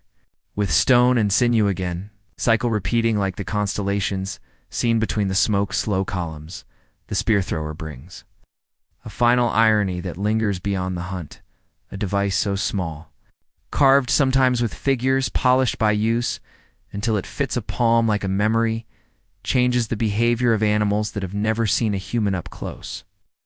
Distance becomes porous. Safety moves outward. The line between approach and contact blurs. In this space, survival shifts away from strength to planning, from closeness to leverage, from the brute force of a thrust to the quiet arithmetic of angle, wind, and patience by night. Darts lean against a rock warmed by the hearth, resins settling, sinews tightening, points glint where the fire's last brightness finds them. The camp breathes evenly. Somewhere outside the circle of light, an antler knocks against a trunk. A shape moves through grass, and the air returns to stillness. Tools sleep like ideas that will wake with the day. The hunt is not louder than before. It is longer, thinner, truer, a line cast from hand to horizon and back again. It's teaching the body that reach can be made and made again until hunger is answered. A stalk bends between two hands, and a quiet spiral begins. Plant fibers split under a thumbnail, pale strands drawing out like breath from the green. One twist runs one way, another twist crosses it, and what was soft as grass becomes a line that holds. The sound is small, dry whisper against skin, a faint rasp where the fiber turns on itself. The hush of something weak, learning strength by company. Cordage enters the camp the way wind enters reeds, without announcement, yet changing everything that follows. There is a soft irony in this turning. The most fragile parts of plant's bark and stem. Bast and leaf become stronger than wood when asked to share the burden. Another irony rests in time's ledger. A day spent twisting thread may catch more food, carry more loads, and save more steps than a day spent chasing. A third lingers in the ground itself. Strings almost never survive, yet their impressions, last ghosts pressed in clay, patterns remembered by earth when the fibers have long since returned to soil. Science feels these strands where chance preserves them. In a limestone cave at Jujuana, in the Caucasus, tiny flax fibers, some twisted, some knotted, some bearing hints of treatment, lie tucked into sediments nearly 30,000 years old. Their presence suggests thread and cord, perhaps for binding, sewing, or nets. On a scraper from Abri du Marais in France, a 3-ply cord of plant bast clings like a ring of memory to its stony Neanderthal hands, leaving behind proof that twisting fibers into string begins even before our own species. Spreads across all lands. At Pavlov in Dolny, Vestanus in Moravia, impressions of nets and twined textiles mark fired clay and figurine fragments from about 26,000 years ago. a record not of the fibers themselves, but of their patterns, twills, and meshes stamped like footprints of vanished cloth. The facts are strong, even as the materials are fragile. Thread and net, twist and ply, appear across cold plains and cave floors. The mysteries remain close. Which plants did they favor on which days? Flax or nettle, willow bark or linden, milkweed, or sinew's cousin? Chance taught the first plies. And did they count the turns or simply feel when strength gathered? Cord finds a home in everything. A bundle of meat hangs above smoke because a cord trusts a beam. A basket's rim is bound because a cord ties the first circle to the next. A spear point holds after impact because a lashing of sinew wetted. And wrapped tightens as it dries, shrinking like a thought that becomes more precise the longer it is held. Where sticky resins meet fiber, bindings grip, even when wet. Carrying sling cradle stones. A net spreads like a pale web over a river's throat. A woven pouch holds seeds that would otherwise sift through fingers. In each case the line is a hinge, the flexible arithmetic that joins hard to soft, heavy to light. Near too far, the knowledge sits in bodies rather than words. One hand anchors the end against a knee. The other rolls fibers along a thigh. One direction for singles, the opposite for the ply, so that the forces oppose and lock. The turn leaves a faint warmth on skin, finished strand coils on itself. With a will, telling by its behavior which way it was made. The direction of twist seems like a small decision, yet it decides how well a cord resists unraveling, how it mates with other strands, how it lies in a knot that will cinch and then let go. A sling's cord wants its parent twist to run toward the release. Fishing line wants its plies to meet the rhythm of the current rather than fight it. Such choices, made without theory, live in practice as securely as Flint's geometry. A lesser-known detail hides in the season. Bark peels differently before leaf out. Bast loosens in spring when sap rises. Nettle stems give their cleanest fibers after the first frosts, when leaves have fallen and lignin loosens its grip. Redding soaking stems in slow water coaxes. Microbes to free fibers from pith, and the smell of it is not pleasant. Yet afterward pale strands lift in sheets like a moonlit spill. On windy days the drying lines sing very softly, a thin tone where stretched fibers answer the air. The camp listens without listening, and remembers without needing to. Nets lengthen the reach of hands. At a narrowing in a stream, stakes go in. With stone hammers, and a mesh is stretched between them, the opening sized by thumb and forefinger, so that water passes but fish pause. On coasts where tides run like breath in a throat, woven fences kiss the mud just before low water. The sea steps back. Trapped fish shine in shallow pockets like pieces of day left behind. The same logic holds in air. A spread of net where small birds funnel through a gap in brush. A weighted hem that falls with a whisper and settles with indecision long enough for hands to close it. The irony returns with a faint smile, a lattice of nothing, mostly holes. Hardly there feeds a camp better than a solid blade on many days. Archaeology hears this in negatives. Stone weights, smoothed by use, sit where stakes once stood. Bone needles with eyes large enough for thick thread suggest mats and bags as well as skins. Impressions show knots set at regular intervals, their geometry simple, durable, incremental. Yet it cannot say who tied them, or for whom, or how the making was divided among mornings and evenings, between seasons of plenty and lean. It cannot say which meshes were mended by a child's careful fingers, and which were cut free in haste when a haul threatened to tear the whole. The record keeps structure, it does not keep breath. Cordage makes carrying different, and carrying remakes. The map. A cradle of woven bark rides a hip and turns a day's walk into an extra mile because hands are free. A tump line across the forehead lets the spine do its honest work and saves the fingers for balance. A bundle that would fall apart in a dozen steps lasts the day. A set of tools becomes a kit. The camp gains the luxury of choice. This stays cached. This travels. This awaits return. In this, a gentle modern analogy is near at hand. The cord becomes a quiet machine with no moving parts. A device that rearranges force until the small can answer the large. There is another quiet irony in the weave. thread and net, torn from. Plants return to soil quickly, so the people who rely on them leave fewer visible marks than those who only strike stone. The more thoroughly woven their days, the less archaeology finds of their work.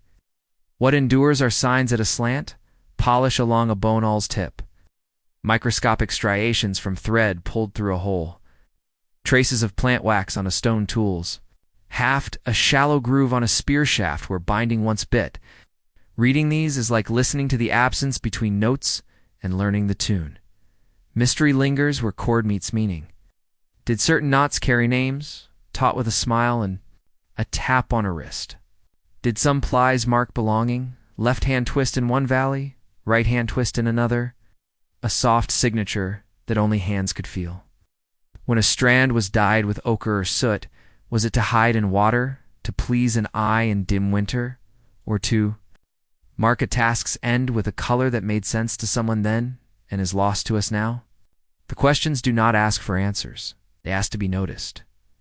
At dusk, meshes hang like pale curtains near the stream, swaying with a current too slight to see. A sling rests coiled and patient on a shelf of rock. Pouches bulge with seeds that click softly when moved, their sound like rain in the smallest storm. A line stretches from a beam, and damp fiber dries in order, straightening as if remembering its first growth along a stem.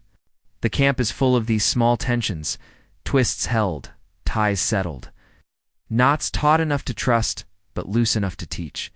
Before sleep, someone tests a line with two hands, leaning back until the cord answers with a low, almost musical creak. It holds. In the morning, it will hold again. Fiber meets fiber, twist meets twist, and the weight of a life redistributes itself along 1,000 crossings. In this steady lattice, survival finds a new kind of edge, no blade, no point, only continuity drawn from plants, shaped by patience, strong in ways that stone alone could never be.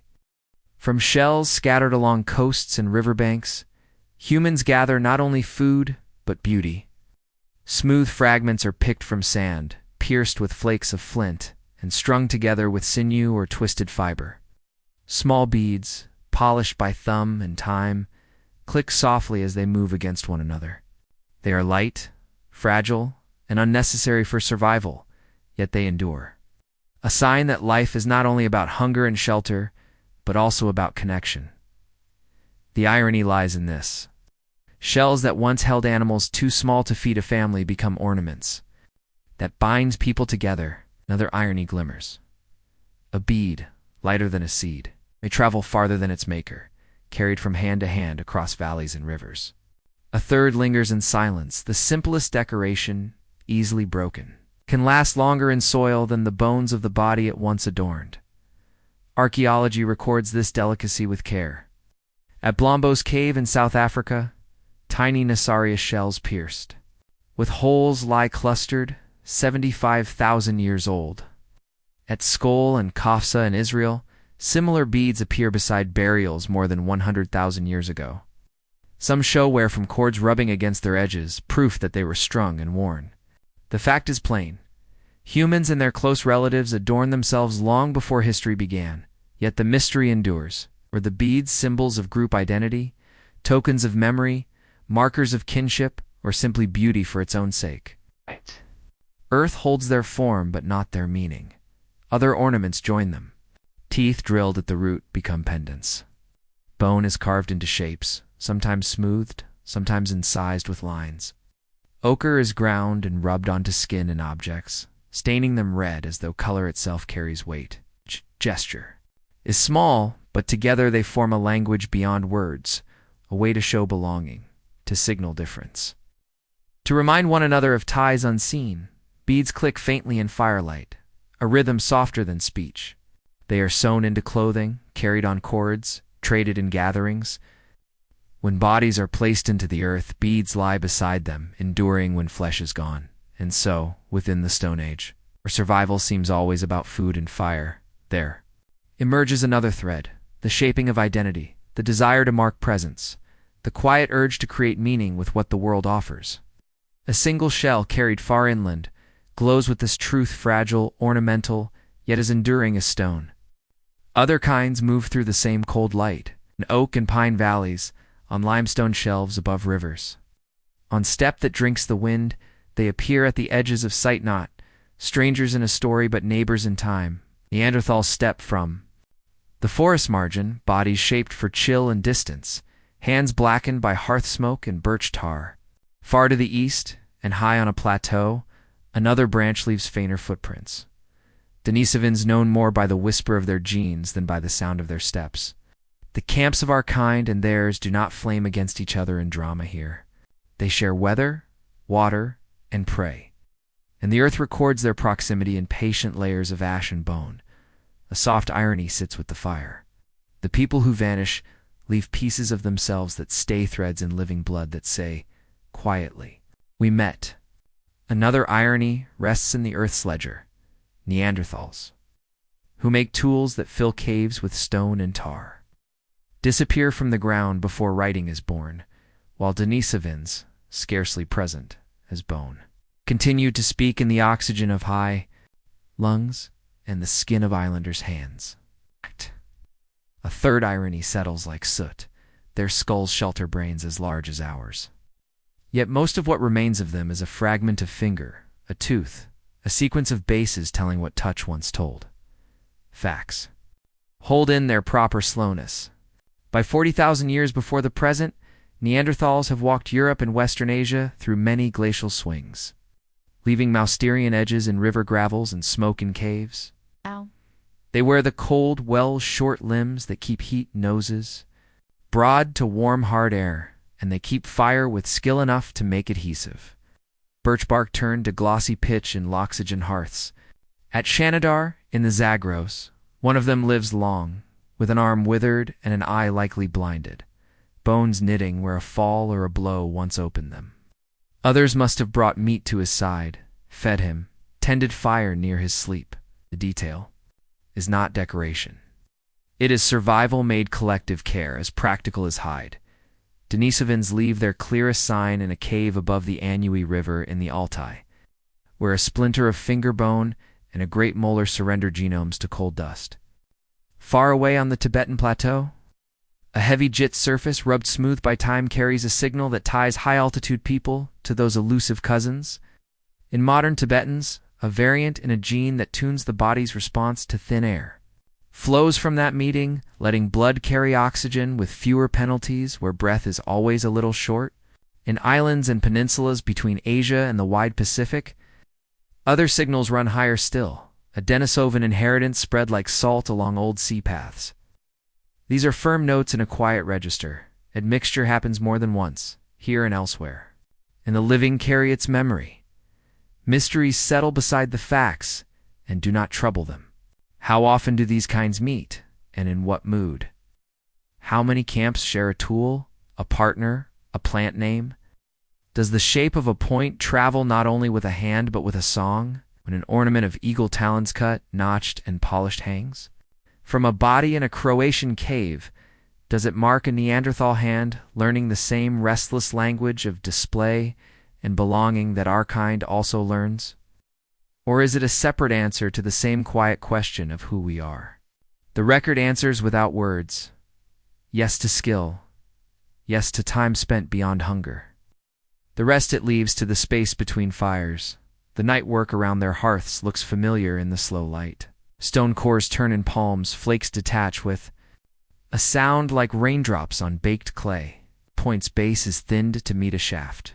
A smear of tar warms and darkens. Sinew drinks water and then tightens as it dries, the joint locking with a soft creak that means tomorrow's hunt stands a better chance. Where rivers run broad under ice, a bone is ground to a slender needle. In skins caribou horse, red deer take, stitches that keep wind outside the body. In some shelters, a child's tooth falls to the floor by a hearth and becomes a datum for future minds to measure. In others, a napper's fingerprint presses into pitch and holds a whirl of ridges for 50,000 winters. A lesser-known detail rests in an eagle's toe bone, cut marks at the base where tendon once wrapped.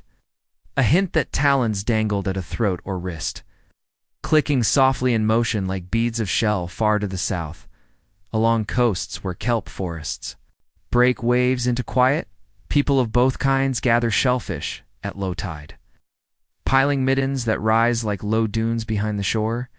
Inland, in the lee of a limestone overhang, a circle of reddened stones marks a hearth whose temperatures once climbed high enough to cook not only meat but glue. Their diets overlap, their choices rhyme, yet their distributions differ with the map of climates. The earth breathes through these differences, opening corridors in warm phases and closing them when ice leans south again. A gentle analogy fits without strain. Branches of a river that separates and meet, braiding and unbraiding, leaving sandbars that keep the history of flow as much in absence as in presence.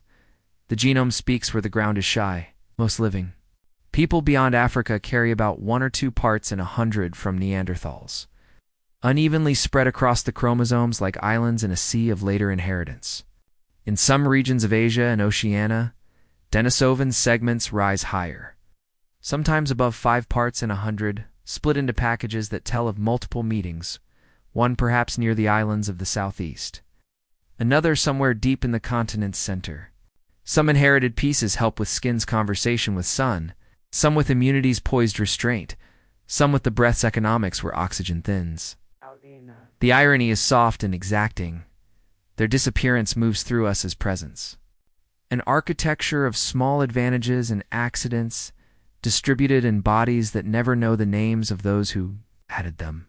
The meetings themselves stay quiet on the page of Earth. A mandible from Romania tells that a person lived whose ancestor a few generations back wore a Neanderthal face. A cave in Bulgaria offers others with similarly recent ties. The dates fold into the years when our bands first enter lands long held by the other kind, and the nearness in blood shows that contact is not rare, at least for a time. Yet even here outlines blur. Were those unions sudden in passing, or were there seasons of shared paths, extended stays in one another's? Circles of light? The stones and bones keep count of presence. They do not keep the shape of evenings. Stillness helps. Round one fire, thick-shouldered figures sit with ours. A picture that cannot be drawn without temptation toward story, so it remains unpainted. The fact that it matters is simpler. The technologies align at times, diverge at others. Ornaments appear and pause and appear again. Adhesives shine on both sides of a line that the genome later draws. The land teaches similar lessons to different hands. Sometimes hands teach each other. It is enough to notice that repetition can rise from common need, and that some repetitions travel. The reasons for their fading stay layered. Climate swings, cut and stitch habitats. Noise from our own mouths and tools spreads into the same valleys. Births and deaths tilt arithmetic slowly until one number no longer rises enough to keep pace. There is no need to choose a single thread. When a cord is made of many, the end is not abrupt everywhere. In some corners of Iberia and the Caucasus, dates suggest a lingering that outlasts other regions by centuries. The record does not hurry them out. It shows them thinning, last embers in different hollows of the wind. By the river, our band moves, on carrying small percentages of meetings they never witnessed, a ledger written in cells rather than ash. The world does not announce that anything is ended. It's the same stars turn, the same reeds sigh, the same hoofprints press the same wet margin of sand.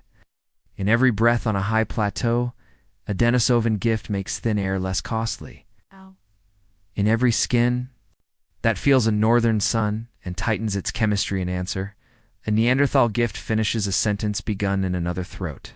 The present tense holds them not as ghosts, but as functions inside living weather. When the fire sinks, a stone point glints with a varnish of pitch, and a single eagle talon pierced at its base lies where it can catch dawn. This camp, like others, sleeps within a braid of kinds that have touched and parted and touched again, like rivers crossing a plain too broad for any one channel to claim. In the morning, feet lift, ash cools, and the path continues, unbroken, carrying more. Than those who walk, it can see more than they need to see, enough to endure. Earth opens in small, careful shapes. A shallow pit is cut into loam with antler and stone, not wide, not deep, only enough to hold a body in a pose that seems to pause the breath. Knees draw toward chest, hands fold against ribs. The spine takes. a curl that answers the curve of the hollow. Ochre touches skin bright where fire has not dimmed it, a red that rests like evening light. The closing of soil is deliberate, and the place grows quiet around it. There is a soft irony in this act. The ground that takes the dead preserves the living. For in protecting flesh from teeth, the pit also shelters memory from wind and rain. Another irony lies at the edge of time. What endures longest of a person may be the pigments brushed on in minutes. A third settles like dust. The grave is shallow, dug in an hour, yet it outlasts mountains that rise and slump. Facts gather gently. In dark earth, in the hills above the Jordan, at Skal and Kafsa, bodies lie folded and stained with ochre more than 100,000 years before the present. Stones set near hands, antlers laid by faces, deliberate in their placement. Far to the north, on a cold plain later called Russia, at Sungir, a child rests beneath a flood of ivory beads, drilled and polished. Each no heavier than a grain of wheat, yet together a weight of work that measures not days but seasons upon seasons. Crossed ivory lances span the small body like pale branches laid in snow. In the deep of Shanidar Cave in the Zagros, Neanderthal bones settle with stones and hearth ash. One skeleton shows signs of long healing before death as if the living carried him through winters he could not have crossed alone. On a dry lake shore in Australia, red ochre dusts bones at Mungo and nearby. A cremation leaves its delicate scatter, the world's oldest known farewell by fire. These are steady notes, not loud, held in stratified patience. A lesser-known detail rides with the beads. Their polish wears unevenly, some edges smoothed more than others, a sign that cords once threaded them and moved against shell and ivory. With a rhythm matching the body's steps and the heart's pace, at Sangir. The count of beads stitched into clothing, if counted by hands that have made such things, suggests years of careful labor. Perhaps the combined work of many a gift. Of time that keeps giving long after those hands sleep. In another grave at Dolny Vastanis, 3 bodies lie close beneath mammoth scapulae, her pooled around their hips and knees, their positions strangely intertwined. The geometry of their rest, raising questions that echo beyond the chamber. Of clay mysteries, remain with dignity. Why this ochre? Why this bead? Why this antler laid just so? Are flowers truly placed at Shanidar, as Pollen first suggested? Or do burrowing rodents gather blooms to their nests and confuse the picture? Of intention? Does a grave mark kinship, gratitude, fear, love, or simply prudence keeping scavengers away from camp?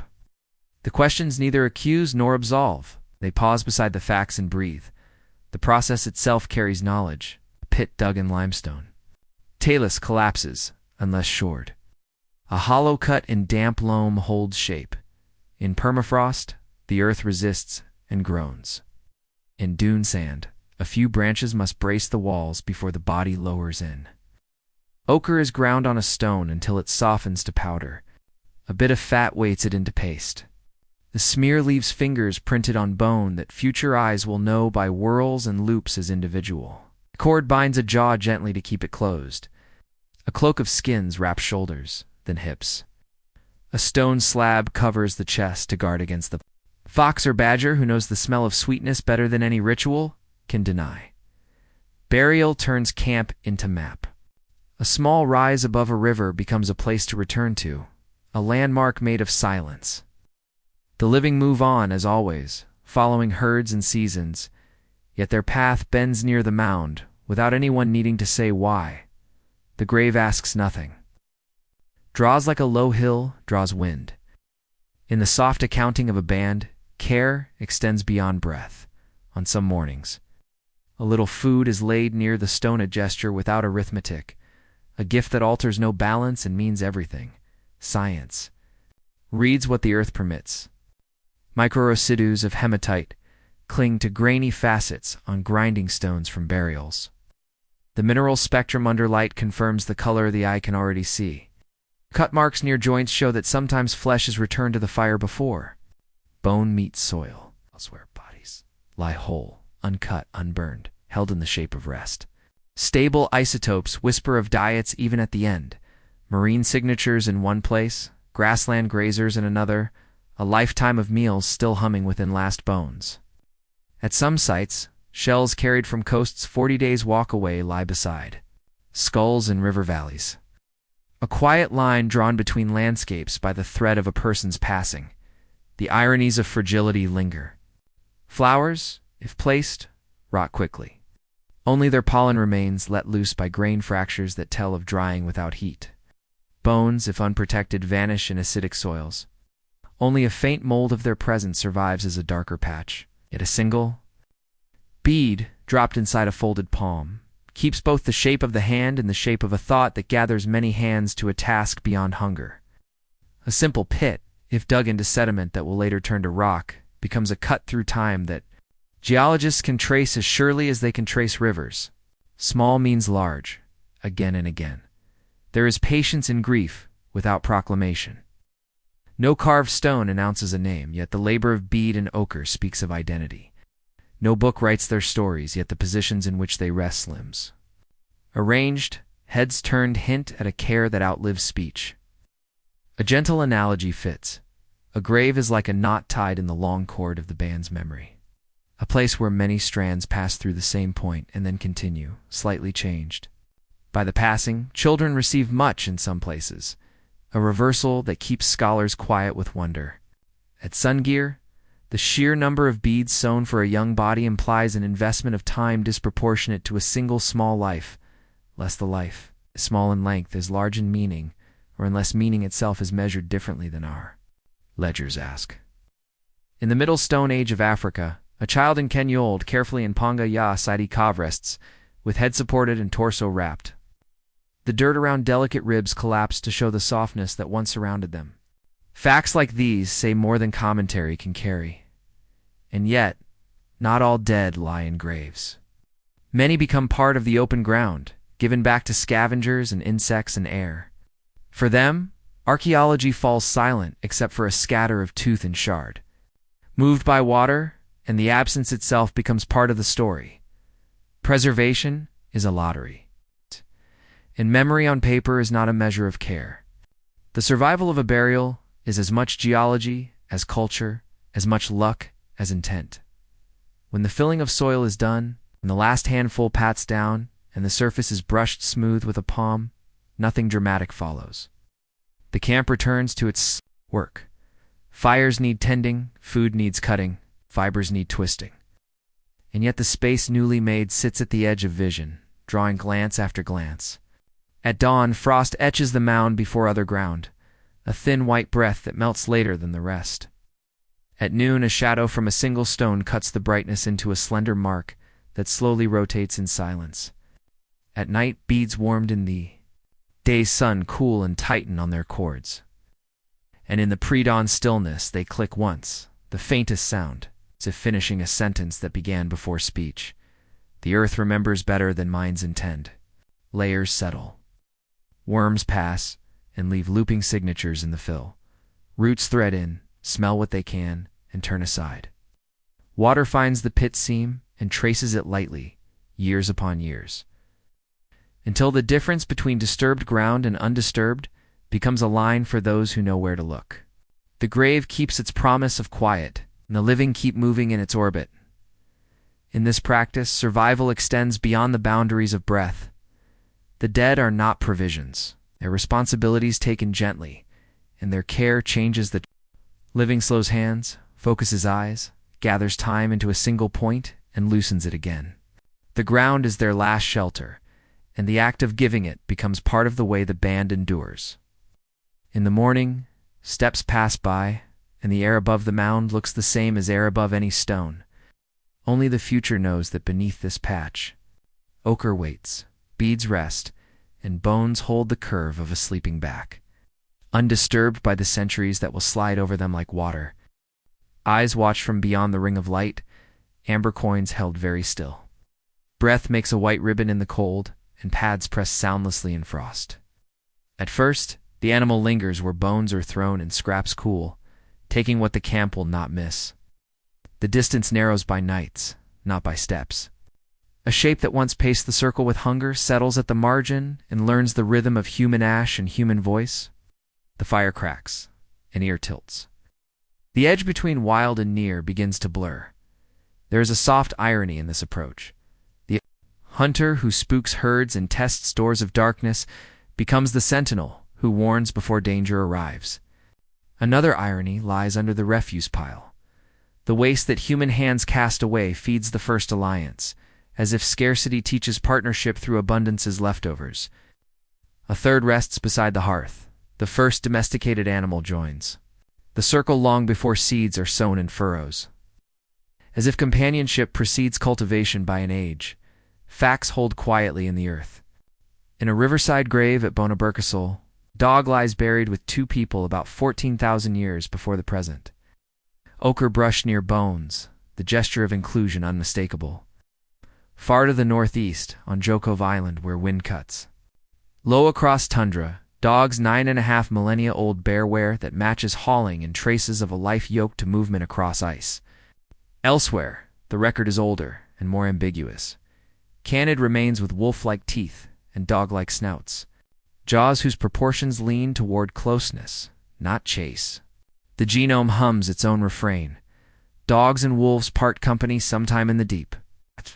Cold purr, perhaps 23,000 years ago, or earlier yet, the precise place and the number of beginnings remain veiled, as if the path from watchful scavenger to partner were walked more than once and slowly. A lesser-known detail gleams in bone and starch. Early dogs do not yet carry the many extra copies of a gene that helps their descendants digest grains easily. Those duplications rise later, as if the stomach learns agriculture after the heart has already learned the fire. Another small thing rests in trackways, on the floor of a painted cave. A child's footprints run alongside those of a can-eyed torch soot, fallen like night snow along the path. Whether wolf or early dog, the pairing reads like breath written in mud. Shared passage through darkness that needs no grammar. Mystery keeps its posture, friendly but reserved. Was there one domestication, or several? A bouquet of meetings braided into one lineage by time? Did wolves self-select from the shy end of their spectrum, choosing the ember's safety over the hunt's speed, while people selected in return, step by step, by feeding the calm and tolerating the curious? Did the partnership begin with alarm calls and linger into the hunt? Or begin with carcass sharing on winter nights and later learn to run at the flank of deer? The answers do not hurry. They sit, ears pricked, content to watch for a while longer. First, nearness is practical. The camp sleeps differently when a nose that reads wind like a page rests at the threshold. A rumble in the chest where the dark presses too close is a low drum that wakes the hand quicker than any dream can. Bones carried just beyond the circle return stripped more cleanly. The ground around the hearth stays clearer, and the number of visits from other predators falls as if a boundary has learned to speak. The winter bed warms by a small degree when a curled body trades heat for safety, fur against shin, heartbeat against heartbeat. Hunting alters its geometry. A canine arc takes the flank, pushing animals into a narrow where thrown spears find lung and shoulder. The herd's edge frays under. Coordinated pressure. Humans reading ground, dogs reading air, both reading each other's eyes without needing words. The wind that once carried only the scent of prey now carries information. How fear moves, where it pools, when it breaks. In snow, the distinction between paw and hoof is as clear as ink. In grass, ears and tails signal across distance where hands cannot. A soft modern analogy fits without strain. The pair becomes a two-sensor instrument, one tuned to the far frequencies of scent and sound. The other two plans drawn on an invisible map. The chemistry of closeness leaves traces subtle. As smoke, a hand scratches a rough, and oxytocin stirs in both bodies, a quiet flood that oils the hinges of trust. A pup raised near the fire looks to faces for cues more readily than its wild cousin, learning the human gaze as a compass. Teeth still flash, and meals still matter, yet the bite holds back on the leash of recognition. Over generations, muzzles shorten a little, ears soften, coats vary, timing of estrus shifts neoteny, gathering like dew. Not imposed by command, but collected by the same slow arithmetic that makes stone edges thinner with practice. Not every path runs forward. In some places, wolves keep their distance, and the night remains an older shape. In others, the approach falters, or the line between camp follower and partner never quite holds. Bones in the ground cannot tell whether an animal slept inside the circle or just beyond it. Some skulls with dog-like proportions still carry the diet and wear of a life more wolf than hearth companion.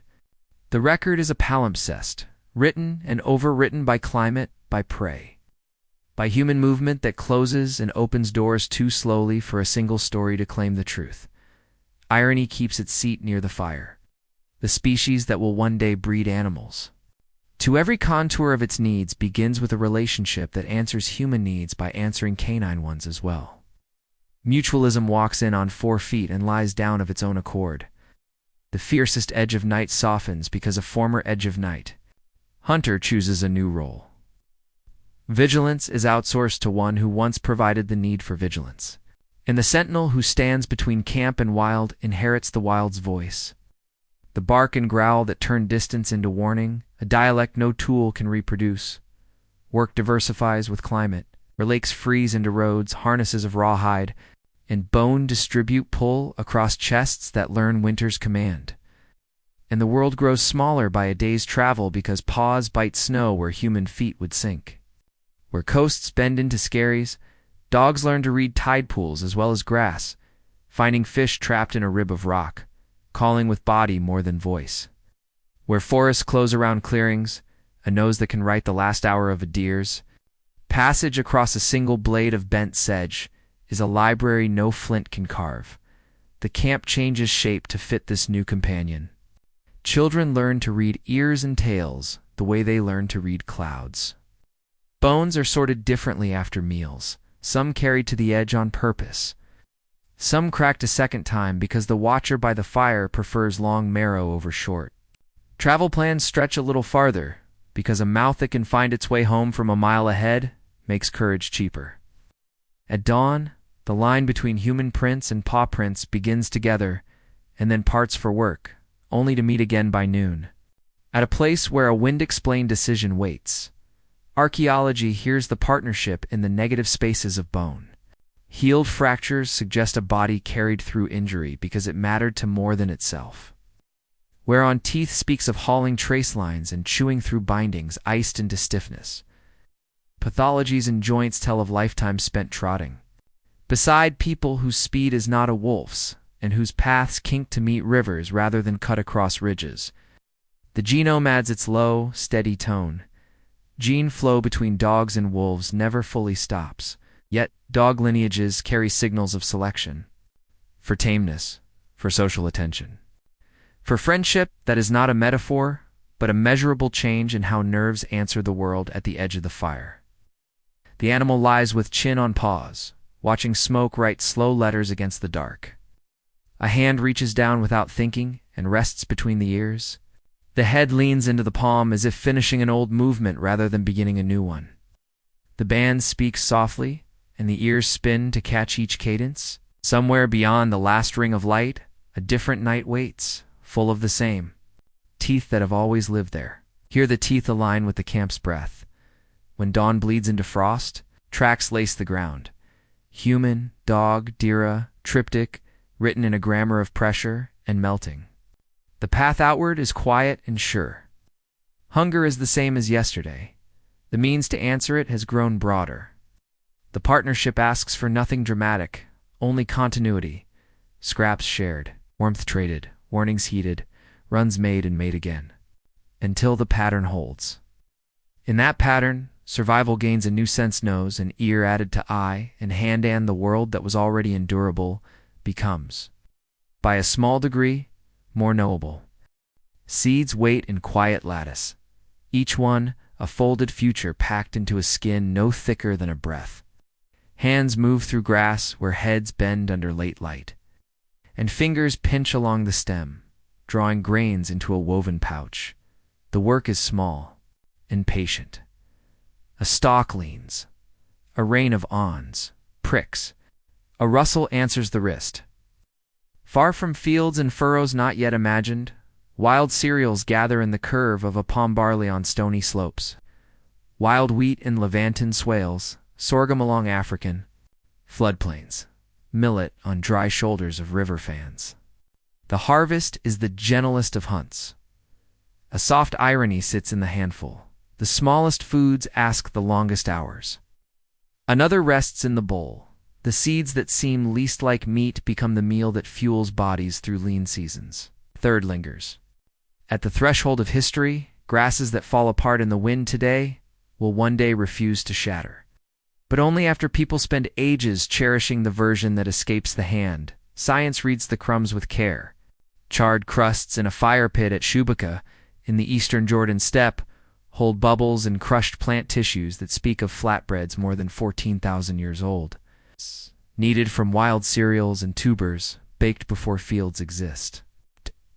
2. On the shore of a shrinking lake, much earlier. Grinding stones lie beside a scatter of seeds that includes wild barley and wild wheat. Their assemblage telling of meals cooked when glaciers still lean over the far world. On the edges of caves in southern Africa, microscopic starch granules of sorghum cling to the pebbled faces of ancient grindstones.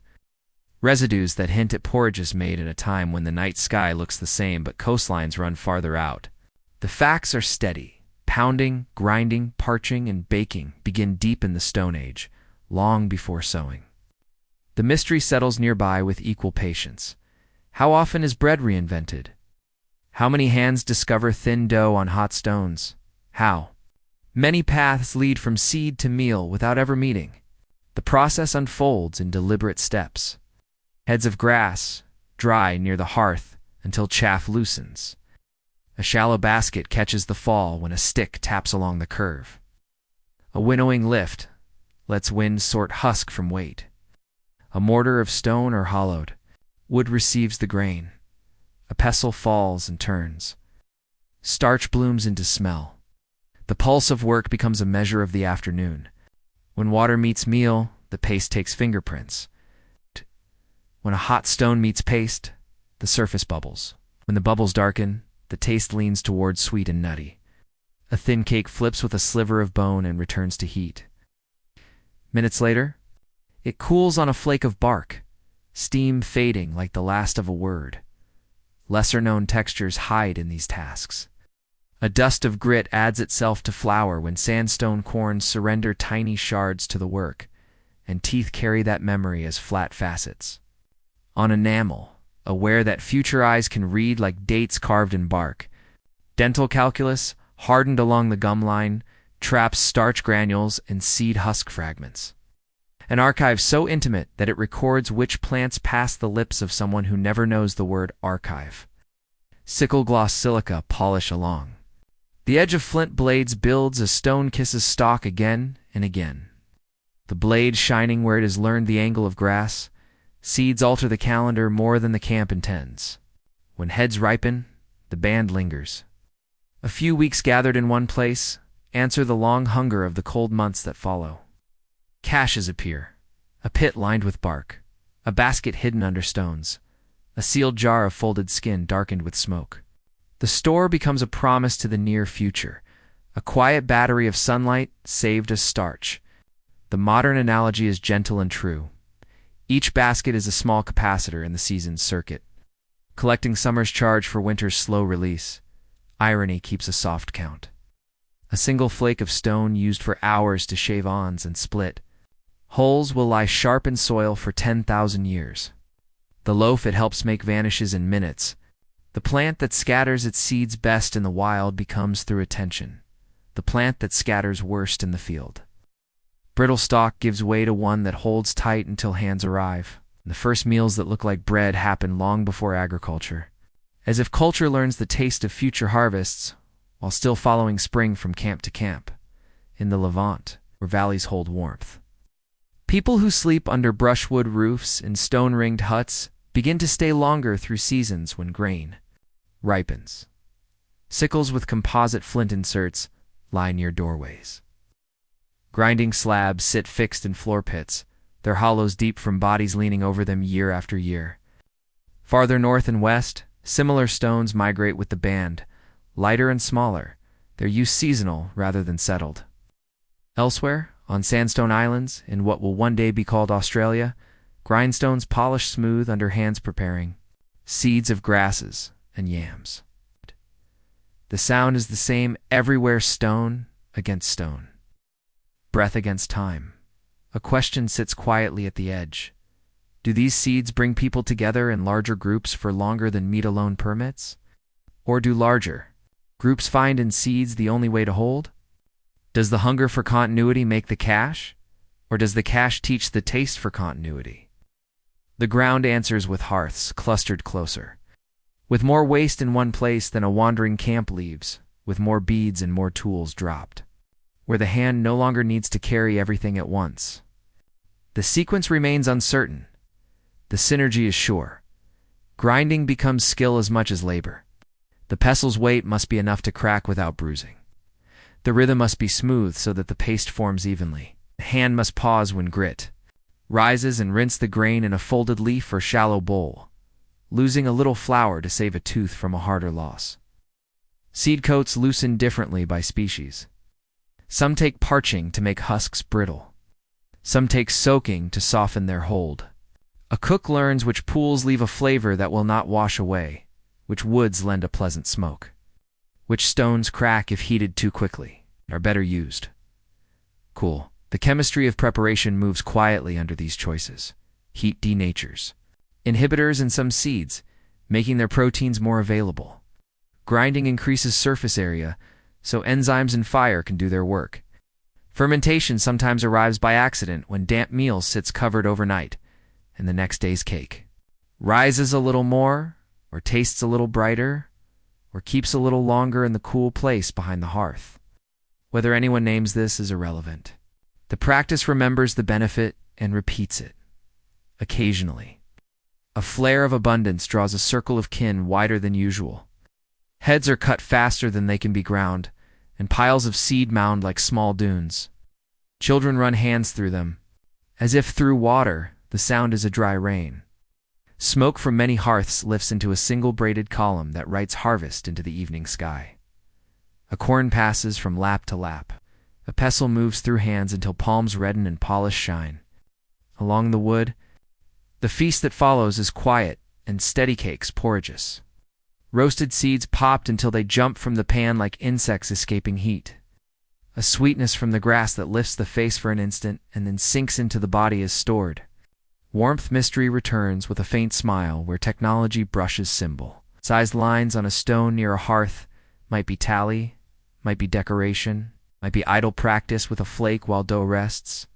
A pattern pricked into a pottery-like lump, shaped from clay and baked at the fire's edge bears the impression of twined fibers recording a bag now gone, or the maker's fingertips pressing a memory of weave into earth. Does a cluster of beads in a cache mark ownership, a promise to return, or a charm laid to keep animals away from food? The soil keeps the objects. It keeps its counsel on intention. By the river at evening, seeds lift from a flat stone on the thinnest of breezes and skitter back to the bowl, as if learning the camp's orbit. The last cakes cool, stacked like slim moons. Hands dust flour into the fire, and the sparks rise as if answering chaff with light. A corn rests with its hollow turned away from dew. A pestle leans against it like a sleeping limb. Across the ground, a few grains escape all plans and settle where feet will not crush them. Some will sprout when the season turns, whether anyone means this is less important than the fact that it happens against, in habit holding each other the way two strands twist into cord dot by night. Hunger is quieter than it would be without these small hordes. Bodies sleep deeper. The morning there is food that waits rather than food that must be chased. No field has been sown, no fence has been set. Stone still strikes stone to open bone and shape blade, yet a new thread is woven through survival, a mass of tiny, sun-filled bodies gathered into bowls and baskets, pounded into meal, warmed into bread, teaching patience to the hand and memory to the place. The future does not arrive. It accumulates, kernel by kernel, under the steady breath of those who do not hurry. Stones rise where open ground meets sky. They are lifted from riverbeds, dragged across slopes, set upright in circles or lines. Some lean inward as if listening. Some spread outward as if to measure horizons. Labor is quiet, many hands pressing. Against weight that resists, levers creaking, ropes straining. When a block settles into its pit, the earth exhales a deep note and the stone remains. A vertical mark in a horizontal world, there is irony in their stillness. Stones that eroded slowly over millions of years are raised in hours by hands that live only decades. Another irony rests in their purpose. The heaviest labor may leave no food, no shelter, yet it leaves meaning strong enough to endure. A third lingers in time. The circles seem permanent, yet they too fall, weathering back into soil. While the memory of their lifting outlasts even their form, archaeology finds these markers across the late Stone Age, at Nabta Playa in the Nubian. Desert circles of sandstone blocks align with solstices nearly 7,000 years ago, set on a dry lake bed where nomads once gathered. Farther north, the great henges of Britain rise later, lines of megaliths tracking sun and season. Across Europe and Asia, smaller rings and single uprights repeat, scattered like punctuation across landscapes. Fact is clear, long before.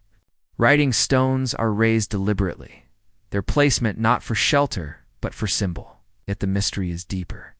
Do they measure time, mark gatherings, honor the dead, or hold all these meanings together? The ground offers stones, does not offer words. The act itself is elemental.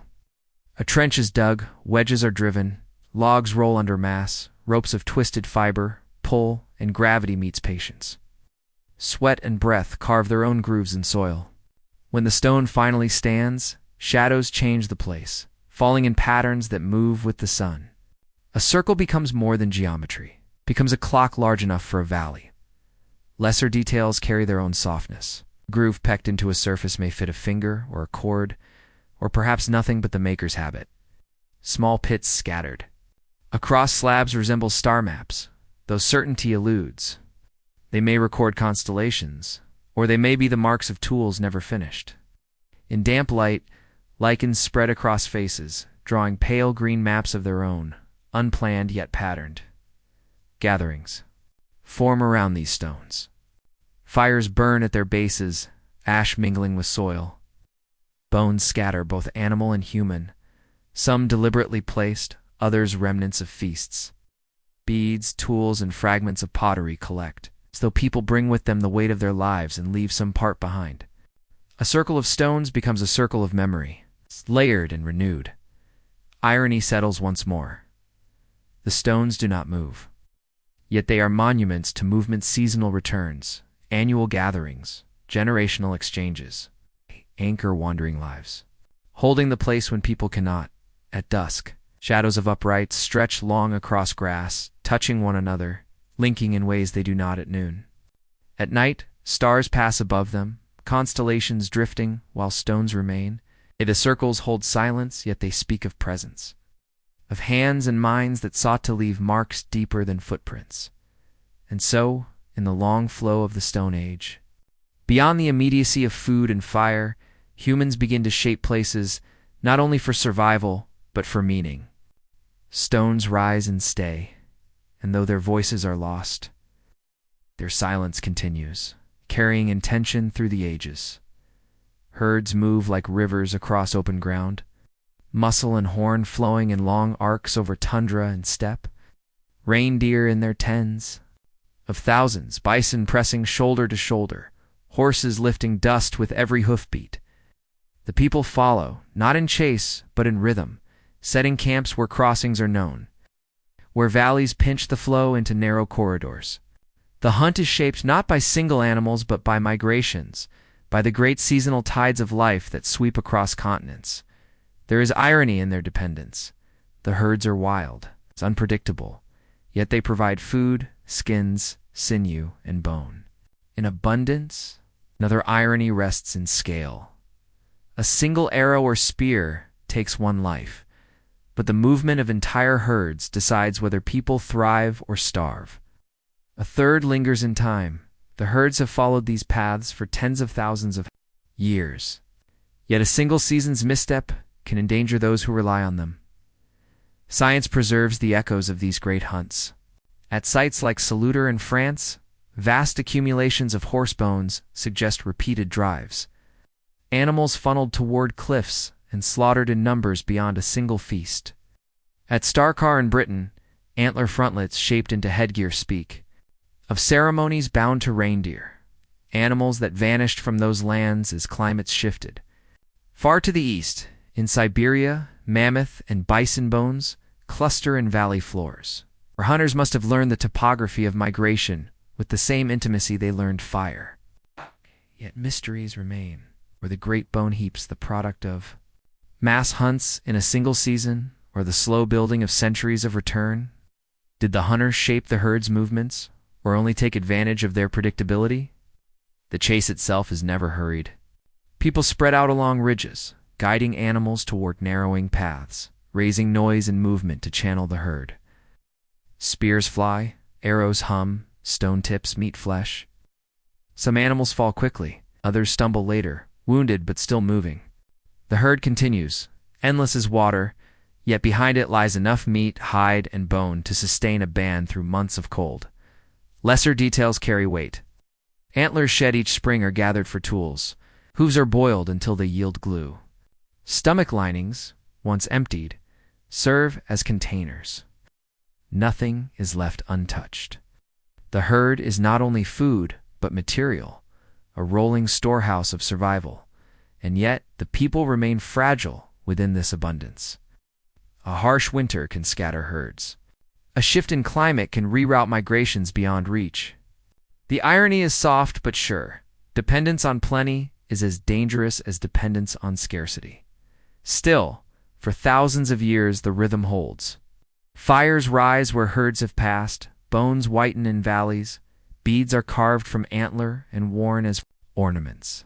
Migration is not only of animals but of humans too, drawn along the same lines, tied to the same cycles. Steppe and tundra breathe with their passing, and survival flows with the herds like water through the land. Ice lingers across valleys, not in sheets that bury continents as before, but in tongues that creep down mountains, melting slowly into rivers that carve new paths. The climate shifts with uneven rhythm. Summers stretch longer in some places, rains swell in others, droughts deepen elsewhere. Forests advance where tundra once lay open. Grasslands shrink beneath the shade of trees. The world is not fixed. People adjust as the land itself turns. There is irony in this adjustment.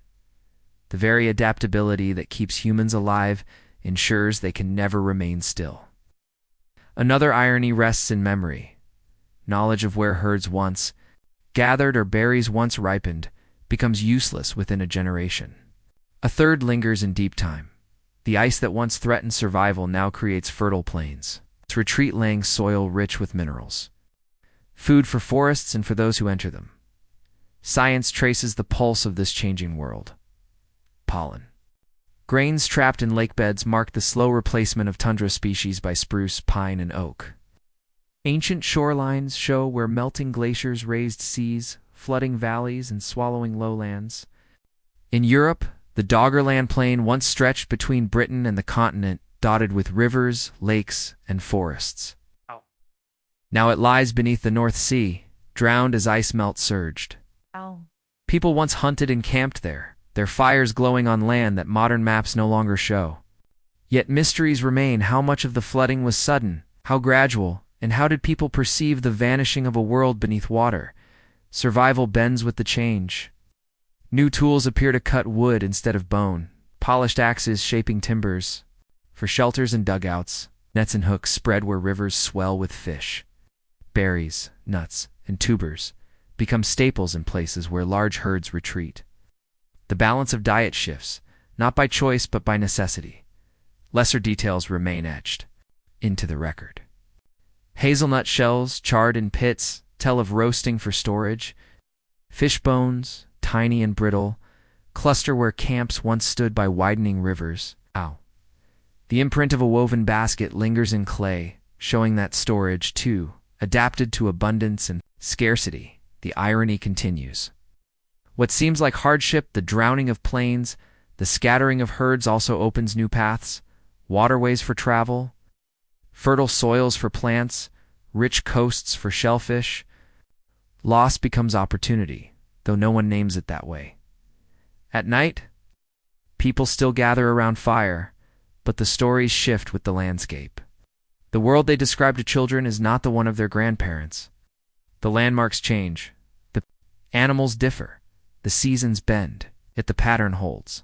Eyes learn, hands shape, bodies endure. And so, as ice withdraws and forests spread, humans remain in step with the Earth's restlessness. They survive not by resisting change, but by moving. Within it, carrying memory lightly, adapting as rivers rise and forests reclaim the plains. Caves darken into silence, their mouths opening like slow breaths against limestone cliffs. Torches sputter as people step within, smoke staining ceilings already damp with centuries of dripping water. On the walls, figures take shape. Bison, with horns curved like crescents of night, horses with manes bristling as if in wind, mammoths traced with steady lines. Pigments of ochre, manganese, and charcoal spread beneath fingertips, blown through hollowed bones, brushed with tufts of hair, dabbed with pads of moss. Light flickers, and the animals seem to move, galloping across stone that does not move at all. There is irony in these images. The hunters who depend on flesh fill their walls with endless life they cannot eat. Another irony rests in time. Pigments, ground in minutes, linger for tens of thousands of years, while the animals themselves vanish from valleys outside. A third lies in purpose. The images are enduring, yet the hands that made them did not remain. The walls outlast the people who carried the fire. Science traces the pigments and techniques. Radiocarbon dates place Chauvets, lions, and rhinos at more than 30,000 years ago, among the earliest known works. At Lascaux, in France, panels of horses and deer cover ceilings, pigments applied with precision and perspective that surprise in their sophistication. In Indonesia, hand stencils and pigs appear more than 40,000 years ago, pressed into limestone with red ochre. Across continents, caves become galleries, though none were made for eyes alone. Yet the mystery stays whole. Were these marks teaching, ritual, memory, art? Did they summon animals, or thank them, or simply capture their forms for joy? The caves do not answer. The process is quiet and deliberate. Ochre nodules are ground on stone slabs until powder blooms, mixed with water, fat, or plant sap to make paint. Torches of pine resin hiss and sputter, their light wavering across surfaces. A palm presses against stone, pigment blown across it, leaving the negative as presence. Tools etch lines into rock, following contours where stone bulges, making shoulders. Seam fuller, flanks more alive. Small details hold beauty. Finger tracings ripple along soft clay walls, overlapping swirls like flowing water. A single dot pattern repeats near figures, clusters that may count, or decorate, or mark something now forgotten. At some sites, footprints of children remain. In the cave floor, hardened in clay beside the prints of animals, as if life inside and outside merged. Irony continues softly. The deepest paintings, hidden from natural light, cannot be seen without torches, yet they were made as though permanence mattered most in darkness. The pigments, fragile when applied, bond with cave minerals to endure longer than the bones of their makers. And the animals, painted with reverence, are often species rarely eaten, chosen not for the stomach, but for imagination. The caves themselves change in response. Soot accumulates, calcite veils grow over images, preserving them while concealing them. Stalactites drip across painted bodies, mingling water with art. The slow geology of the cave becomes collaborator, sealing the work into the rock's memory at night above ground. The same people sit by fire, skins pulled close, meat roasting. Yet in the caves, the world is different. Animals of pigment breathe in flickering shadows, alive without movement. The two realities coexist, practical and symbolic, immediate and enduring. And so, deep within stone, humans leave more than tools, more than graves. They leave visions that linger, the first galleries of imagination, written in mineral and flame. The walls of caves become a second skin for the earth, carrying memory longer than voices can. The forest holds its breath. Trunks stand like pillars in a dim hall, canopies weaving a green ceiling that edits the sky into slivers of light. Underfoot, a floor of needles and leaf loosens sound until footsteps vanish, then crackle again where oak shed too thickly. The hunt moves inward here, away from the horizon and its long talk of distance, into a world of near things red, deer in dappled shade, boar nosing among roots, elk standing as if carved from wet bark beside black water. Sight shortens. Attention lengthens. Irony rests in the branches. The woods give cover to hunters and prey alike, making closeness safer and finding harder. Another irony stays with the wind. The forest offers shelter from weather, yet every tree becomes a turning. Vein and scent bends unexpectedly, carrying warning ahead of feet. A third irony hums in the ground. Leaves that cushioned steps in rain betray them in drought, crisping under heel just when quiet would matter most. After the ice withdraws, temperate forests spread and hazel in the lowlands, pine and birch. Climbing cooler slopes, herds that once ran like rivers across open steppe now fold into glades and riparian meadows. The fact is plain in lake mud. Pollen shifts from tundra grass to woodland trees, a layered history written in grains too small for eyes but large enough for time. Diets follow suit. Red deer and boar rise in bones scattered near hearths. Elk antlers, heavy and ridged, come to camp with the smell of bog and sedge. Fishing gear edges closer to sleeping places as streams darken with shade and deepen with fallen trunks. The hunt slows to the pace of listening. Deer's breath, white and cold, betrays its place more than its color. The boar's rooting leaves a fan of wet earth, fresher where night tended it. Lote, press into alder stands where there. Legs read mud-like script, and a hunter's palm learns to read it too, finding the deep, splayed signature that says this one. Dogs, if they are near, tremble in silence when scent thickens at a bend. In a lifted tail writes a small sentence the hunter understands without grammar. Lesser-known materials. Enter the kit because trees insist on them. Birch bark peels in, broad, pale sheets rich with oils. Even when rain sinks everything else to silence, strip from birch will catch a spark and hold it. A portable dawn tucked in a roll. Hazel poles, straight as arguments, cut cleanly and spring into frame for hurdles and traps. Resin nodules, amber and sticky on wounded conifers, soften at the edge of the fire, turning to a glue that holds bindings even after the first hard rain of autumn. Knife edges polish differently against green wood than against bone. Resin and sap leave films that only ash and grease will clean. Mystery waits where management and memory meet. In some layers, charcoal spikes among pollen suggest that people encourage clearings with fire, pushing back shade to coax berries, nuts, and undergrowth that draw deer. In other layers, burn seems too broad, too wild, the work of lightning more than hand. Did bands set careful flames to shape feeding grounds? Or did they simply return where storm and summer did the work for them? The record nods toward both, and refuses to choose, letting uncertainty stand like a quiet tree at the center of a clearing. Tactics answer architecture. In funnels between thickets, light fences of brush steer deer toward narrow places where thrown spears or quick darts can finish what patience arranges. Where streams knot among roots, a line of stakes interrupts the water, and nets dark as shade wait along slack channels for fish that carry the forest in their flesh. On ridgelines, drives are small and often not the thunder of cliff hunts, but the careful, repeated hush of pushing a handful of bodies past an unseen threshold where escape becomes pattern. The forest rewrites distance. Bows may whisper, hear light shafts slipping between trunks where a long spear would snag butt, even without them. The logic of short lines and angles rules. A hunter kneels where fern smudges a deer trail, and the world shrinks to a single corridor of air upwind.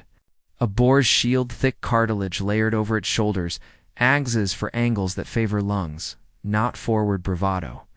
A misread step in thicket can cost a body what a lifetime of open steppe never demanded. Elk towering where the water deepens. Teach a softer arithmetic. Wait for the turn of the head that opens the neck just long enough. Take it, become still again. In the background, time moves through trees. Hazelnut shells, blackened and cracked, accumulate in shallow hearths, roasted to keep longer, to travel better, to bite the chill more sweetly when meat runs low. Antler frontlets, their bases thinned and drilled, take chords and settle onto. Browse, perhaps in rites, perhaps in hunts that borrow the look of what they chase for comfort or cunning. No one can say. Fish bones, brittle and bright, gather where water shadows deepen in summer. Their numbers spike in years when deer are scarce and shrink when acorns lie thick and easy underfoot. The three ironies keep turning, soft and sure. Trees give, and by giving they hide. Shelter lowers wind and shows scent. The ground, which seems kind, speaks loudly when it dries. Even rain assists both sides of the equation, a gift to footfall, a curse to fire and string-so advantage. Migrates with weather, and strategy migrates with advantage. The forest, then, is both ally and opponent, depending on how closely a body listens. Work bends toward wood. Polished axes bite into trunks with a sound like slow applause.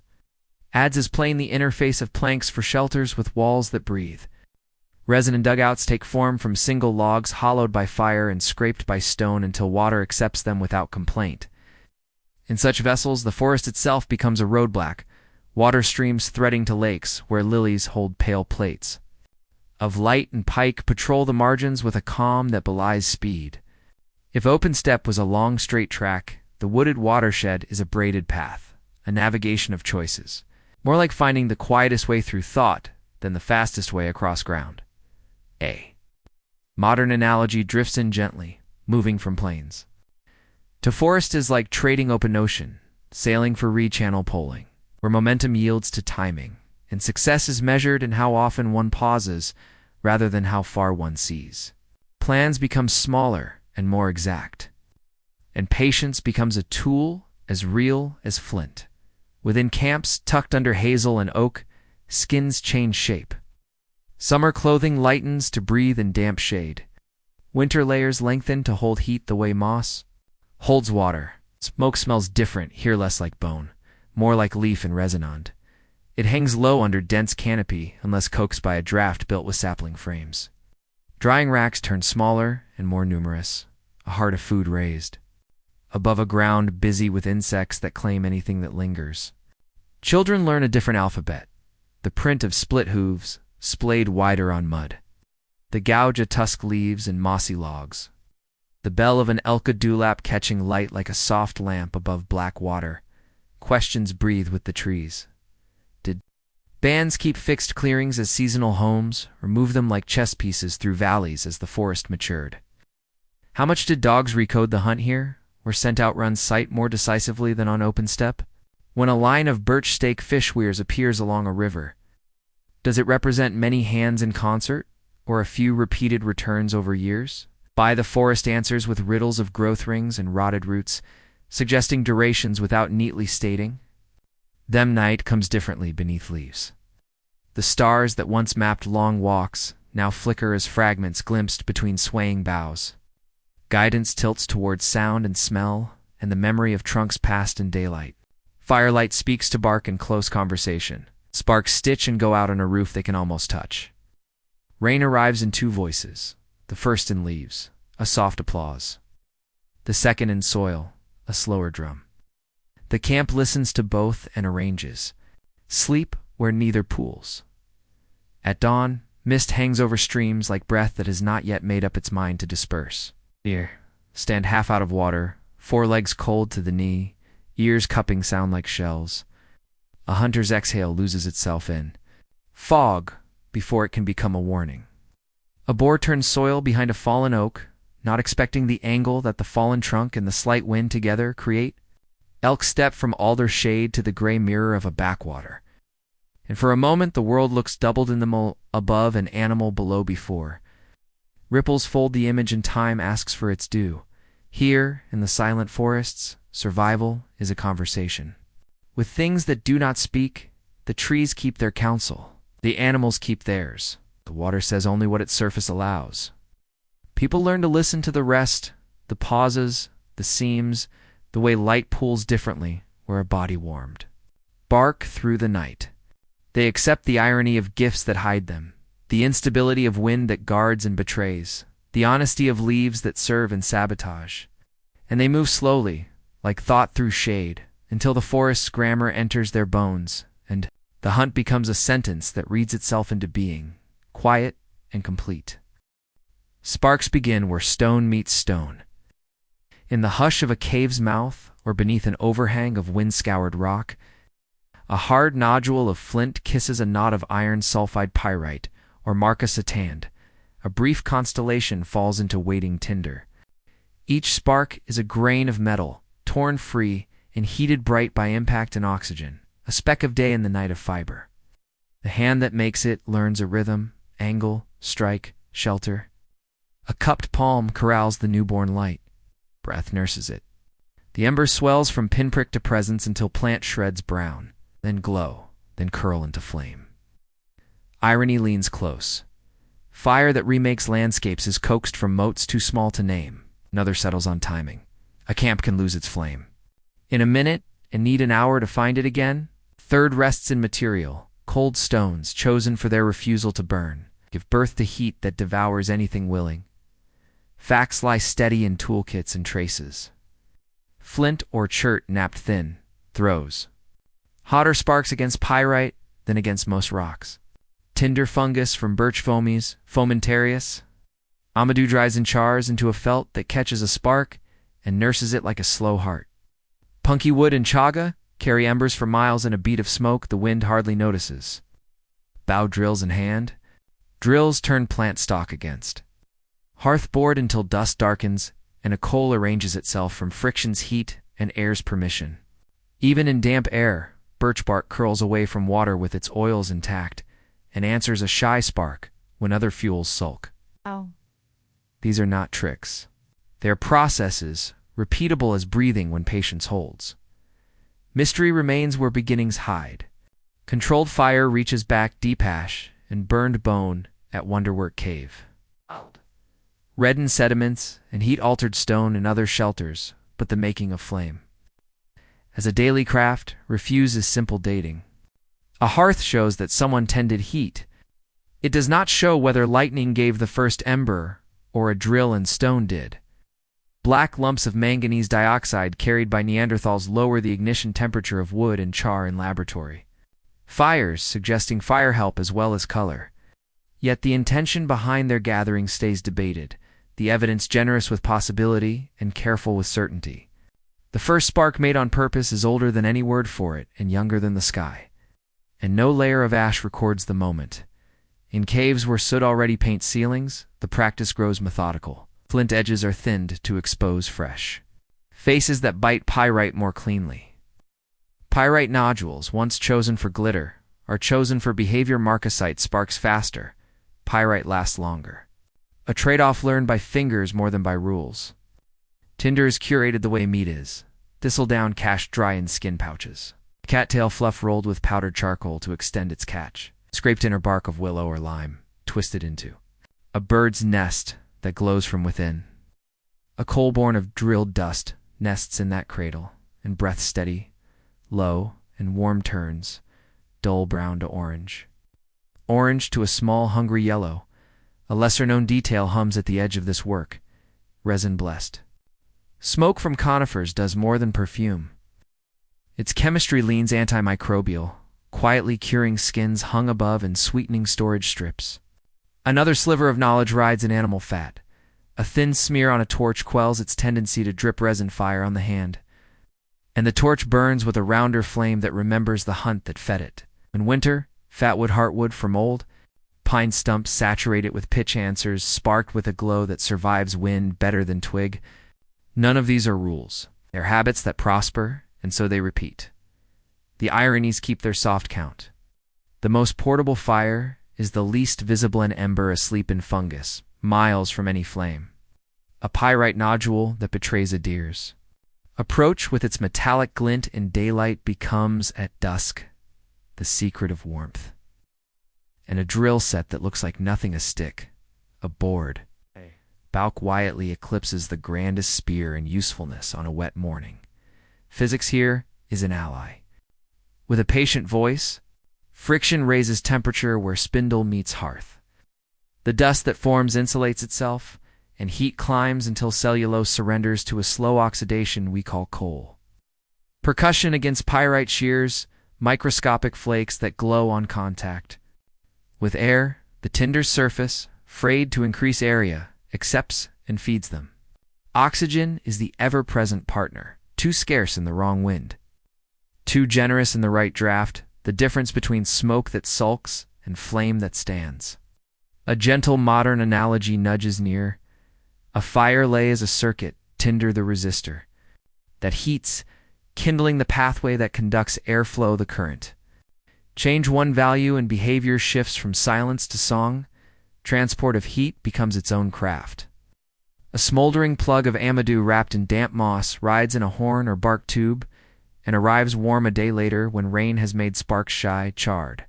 Fungus wafers, dark coins made in good weather store readiness in stacks. Insurance against the hour after a river crossing when hands shake and dusk gathers.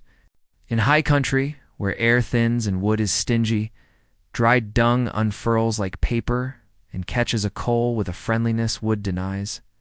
Each material offers a different slope to flame. The hand learns which hill to climb in which weather. Evidence of all this hides because it does what it should. It burns. What remains is indirect a polish on the edge of a flint where it struck iron sulfide again and again. The ghost of resin smeared along a haft, a blackened lens in a hearthboard's socket.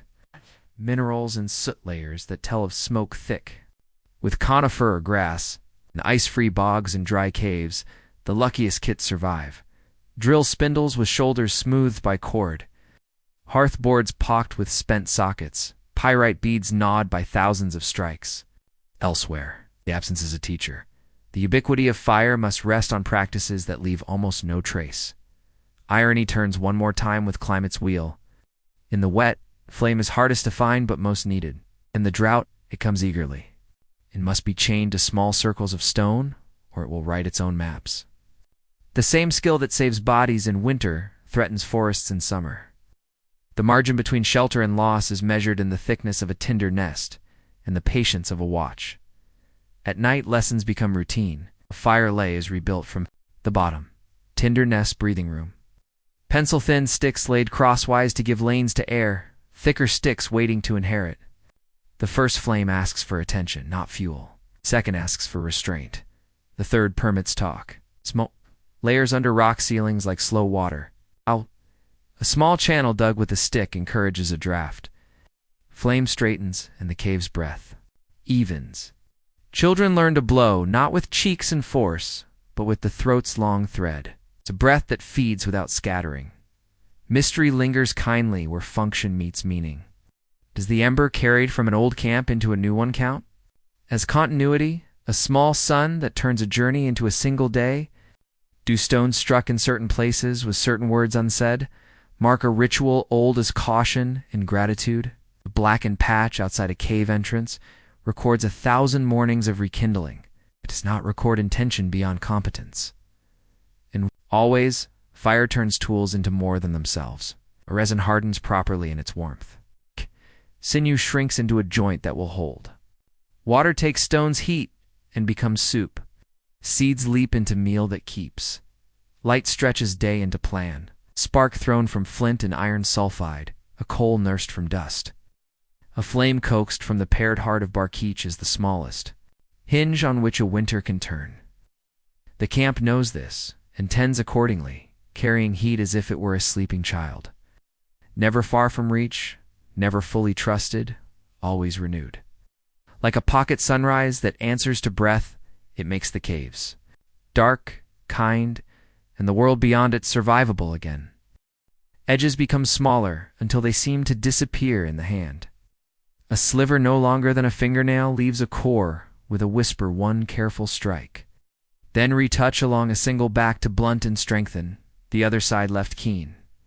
These microliths gather in small piles that could fit inside a shell. Yet when set into wood and bone, they become lines of cutting and piercing longer than any single stone can be. A groove is carved along a shaft. Resin warms and darkens. Sinew waits and tightens. The tiny blades nest side by side like teeth. What looks delicate turns decisive. Irony sits lightly at the join. Shrunken stone increases reach. Another lingers. Along the groove, a chain of fragile edges lasts longer than one strong edge. Because one piece lost invites only a repair, not a remaking. A third rests in time's arithmetic. An hour spent shaping what weighs less than a berry may save days. Of walking when a tool can be mended instead of made anew. Facts hold across continents. In Africa's late Stone Age, backed bladelets and lunates appear early, their edges steepened by pressure to hold in halves. At Sibadu and other caves, composite points carry residues of blood and plant gum. And impact fractures speak the language of flight and strike. In the Hauizon's port tradition, fine heat-treated silkreed naps into thin segments that slot easily into compound tips. Later, as ice recedes in Eurasia, geometric microliths trapezes, triangles.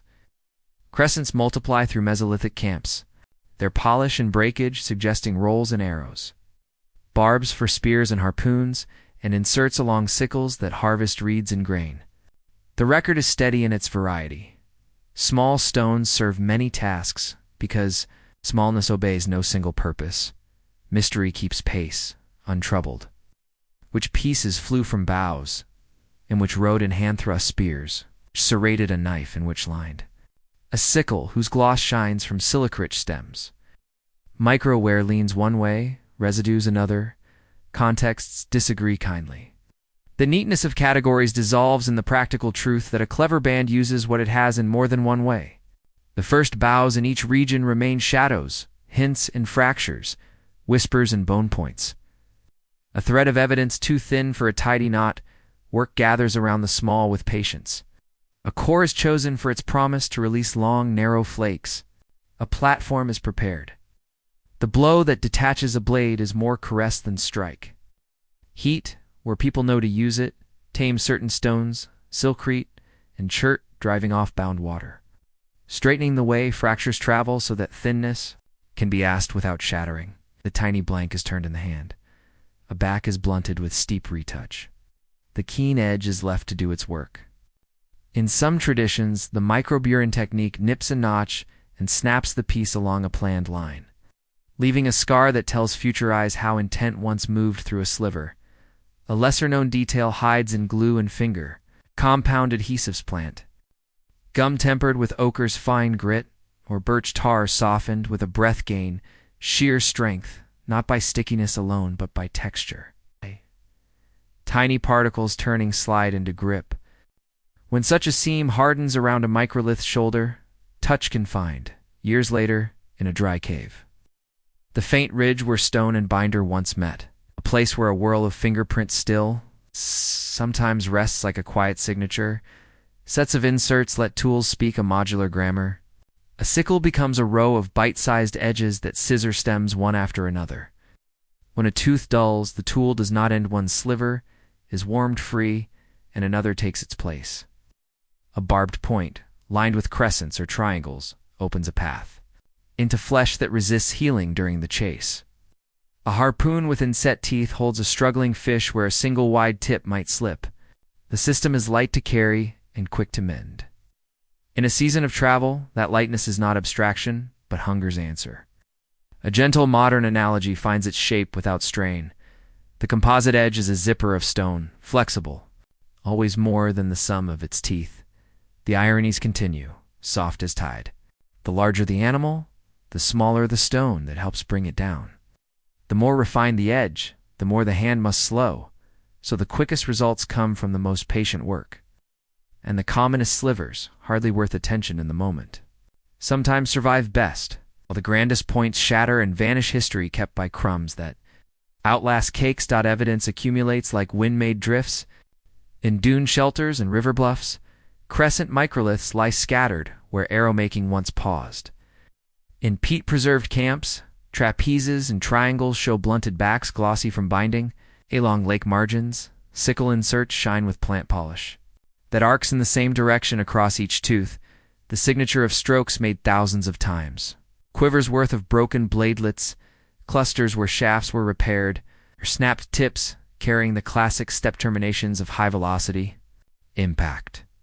Bone barbs drilled for lashings, cradled tiny stones in their sides, edge outward, a serration locked into organic frame.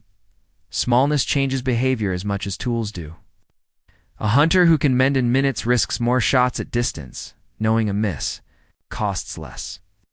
A gatherer who carries a light kit travels farther between water and stand of grain. A fisher who lines a bone hook with a sliver that cuts better than bone alone takes food from cold water with fewer failures. In camp, the repair fire becomes as busy as the cook fire. Resin warms.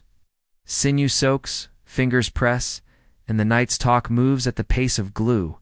The technique encourages attention to sequence: haft first, then bind, then seal, or bind first, then resin, then heat to draw glue into fiber.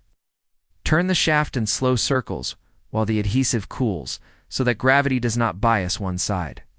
Tiny errors loom large in the small and edge. Set a hair off line, steers a dart, a bubble in glue breaks an insert free at a strike. The hand learns to feel alignment by rolling a haft under the thumb, to read a seam's honesty by sound, when a fingernail taps along it. Such refinements are not invention in the dramatic sense. They are the slow beating of care onto a thread that crosses years. Questions remain companionable rather than pressing. Do geometric forms follow fashion, or function triangles to barbs, crescents to sickles, trapezes to knives?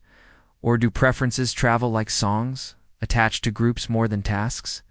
When two camps miles apart share identical shapes but different ways of hafting them, is it exchange or convergence? The land answers with silences and repetitions, and both feel true. Beyond function, the tiny edges alter the look of survival. Quivers carry more shots without adding weight. Toolkits shrink to pouches small enough to hang from the wrist. The bulk of stone once hauled from quarry to camp becomes a packet of prepared cores, each destined to become dozens of teeth. The body moves freer. Day's food weighs less on the shoulder. Time frees itself in short increments that add up to longer rests, deeper sleep. More careful watching of weather, and because microliths fail in small ways rather than large, the record they leave is constant and fine-grained. A horizon of snapped tips can fix a season more securely than a single grand spearhead can mark a century. In this way, tiny stones make time visible, a dotted line through layers that tells of repeated, ordinary competence, the truest mark of endurance. Near the hearth, a thin bladelet cools on a flat pebble after retouch. A groove in a wooden foreshaft, sort dark from warming, waits for the seam of glue to turn from shine to quiet. A cord of sinew, still damp, loosens enough to find purchase, then shrinks until the joint creaks its small ascent. The air smells of pitch and cooked starch. Dot, dot. Night presses near. The camp breathes. When morning comes, the tool will cut or fly or gather, and if it breaks, it will break small, and the hand will mend it before the light leans far across the ground. In this modest cycle, survival finds an elegance, a discipline of little things that makes the larger world gentler to meet. Shelter rises from the remains of giants. On low-est terraces, where wind moves like a steady river, people arrange mandibles and long bones of mammoth into circles and ovals. The ivory arcs of tusks, leaning inward, like pale moons brought to ground. A shallow hollow is scraped into earth. Ribs become rafters. Scapulae, broad as flags of bone, lie as shingles under skins stitched tight with sinew. Smoke darkens the roof from within. Snow banks the walls from without. And a house takes a breath of warmth in a country that keeps its cold. A quiet irony lies in the frame. The rib cage that once protected the life of a mammoth becomes the rib cage that protects the lives of those who took it. Another irony rests underfoot. Wanderers build with the heaviest material they can find, making a home from weight while their own bodies keep the habit of movement. A third lingers in the record, the most perishable part, the cloak of hides. And grass vanishes quickly, while the bare bones remain for millennia. So the ghost we see is not the dwelling they knew, but its winter skeleton. Evidence gathers and rings on the open plain. At Mazirik and Mazin, along the Dnieper, at Kostenki, on the Don. No. At Dolny Vestanis, on the Moravian Loess. Arcs of mammoth mandibles notch into one another, skulls are stacked like pale boulders.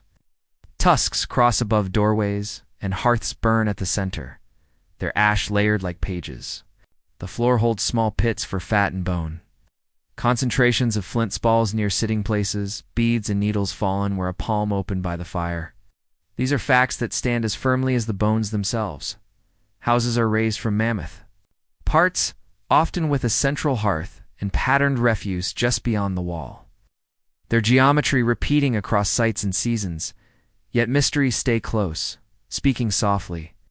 How many winters does a ring of bone endure before it is rebuilt? Are all the bones from animals hunted by those who sleep within, or do river ice and scavengers contribute to the pile? Do some houses stand as windbreaks for butchery and drying rather than dwellings for sleep? Positions and cuts of bone answer part of these questions and leave others to drift with the lows.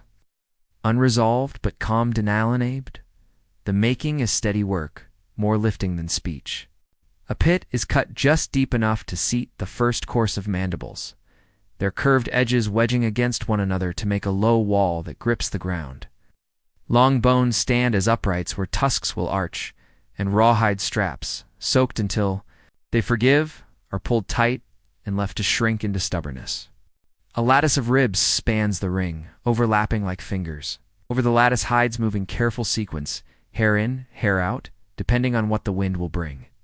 Snow mounded around the base makes a seal finer than any seam. In high wind, the whole structure hums barely, a furred drum that answers the weather with a low, even tone. A lesser-known detail warms the air within.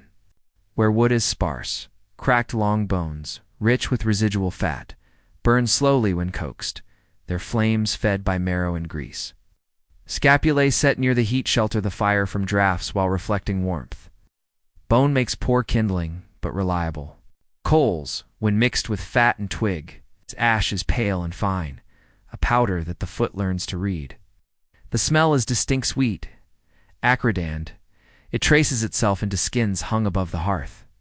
A persistent signature that clings long after the fire falls to red dot inside. The dwelling is shaped by radius and habit. Light enters low, through a gap turned from the prevailing wind. Meat dries along inner ribs, strips darkening to the color of smoke. Nets and cords hang where the air is warm and slow. A single antler, sharpened along one tine, serves as a peg. At the doorway, stone slab lies just outside, so that boots of hide can shed frozen mud before they enter. Tools find places near hand scrapers, by the hide rack. Awls by the sewing floor, halves leaning where children will not knock them. The hearth's circle glows, and the air curls upward in a column, writes its black script along the inner roof. Irony keeps a soft tally at the threshold. The animals whose migrations once drew people across open ground now anchor those people in place as walls. The cold that forbids idleness becomes, in the house, the very reason a day's labor in stitching and bracing is worthwhile. Plain, which looks unbounded, turns suddenly intimate when a ring of bone draws a boundary that wind respects. Science follows with careful eyes. Hearth ash yields bits of calcined bone and wood charcoal together, a mixed fuel that fits a treeless steppe. Micromorphology of floor sediments shows repeated trampling and sweeping. Layers of ash and clay that speak of return and reuse. On some bones, cut marks show the methodical stripping of tendons for cordage. On others, the surface shines where hands have polished it smooth in passing. In certain huts, the distribution of small flint chips falls in arcs that match right-handed. Napping beside the fire, In others, beads gather where clothing is mended most often. Tiny shells and ivory discs that escaped a tired seamstress's fingers. A smaller texture speaks through the wind. Between overlapping hides, moss or grass is stuffed as a gasket, so smoke does not leak sideways. After the first thaw, it is replaced, and the old packing, composted by warmth and breath, is carried out with ash to a midden where soil will remember it. In very cold spells, a second inner skin is hung a hand's breadth from the wall, a curtain that makes a pocket of still air the cheapest insulation the plane can offer. By day, the doorway screen is rolled and tied. By night, it is lowered and pinned with a tusked pip weight that taps softly when wind changes direction. Questions remain gentle and exact. Are bone rings solitary winter houses or hearths within larger camps of skin tents and windbreaks?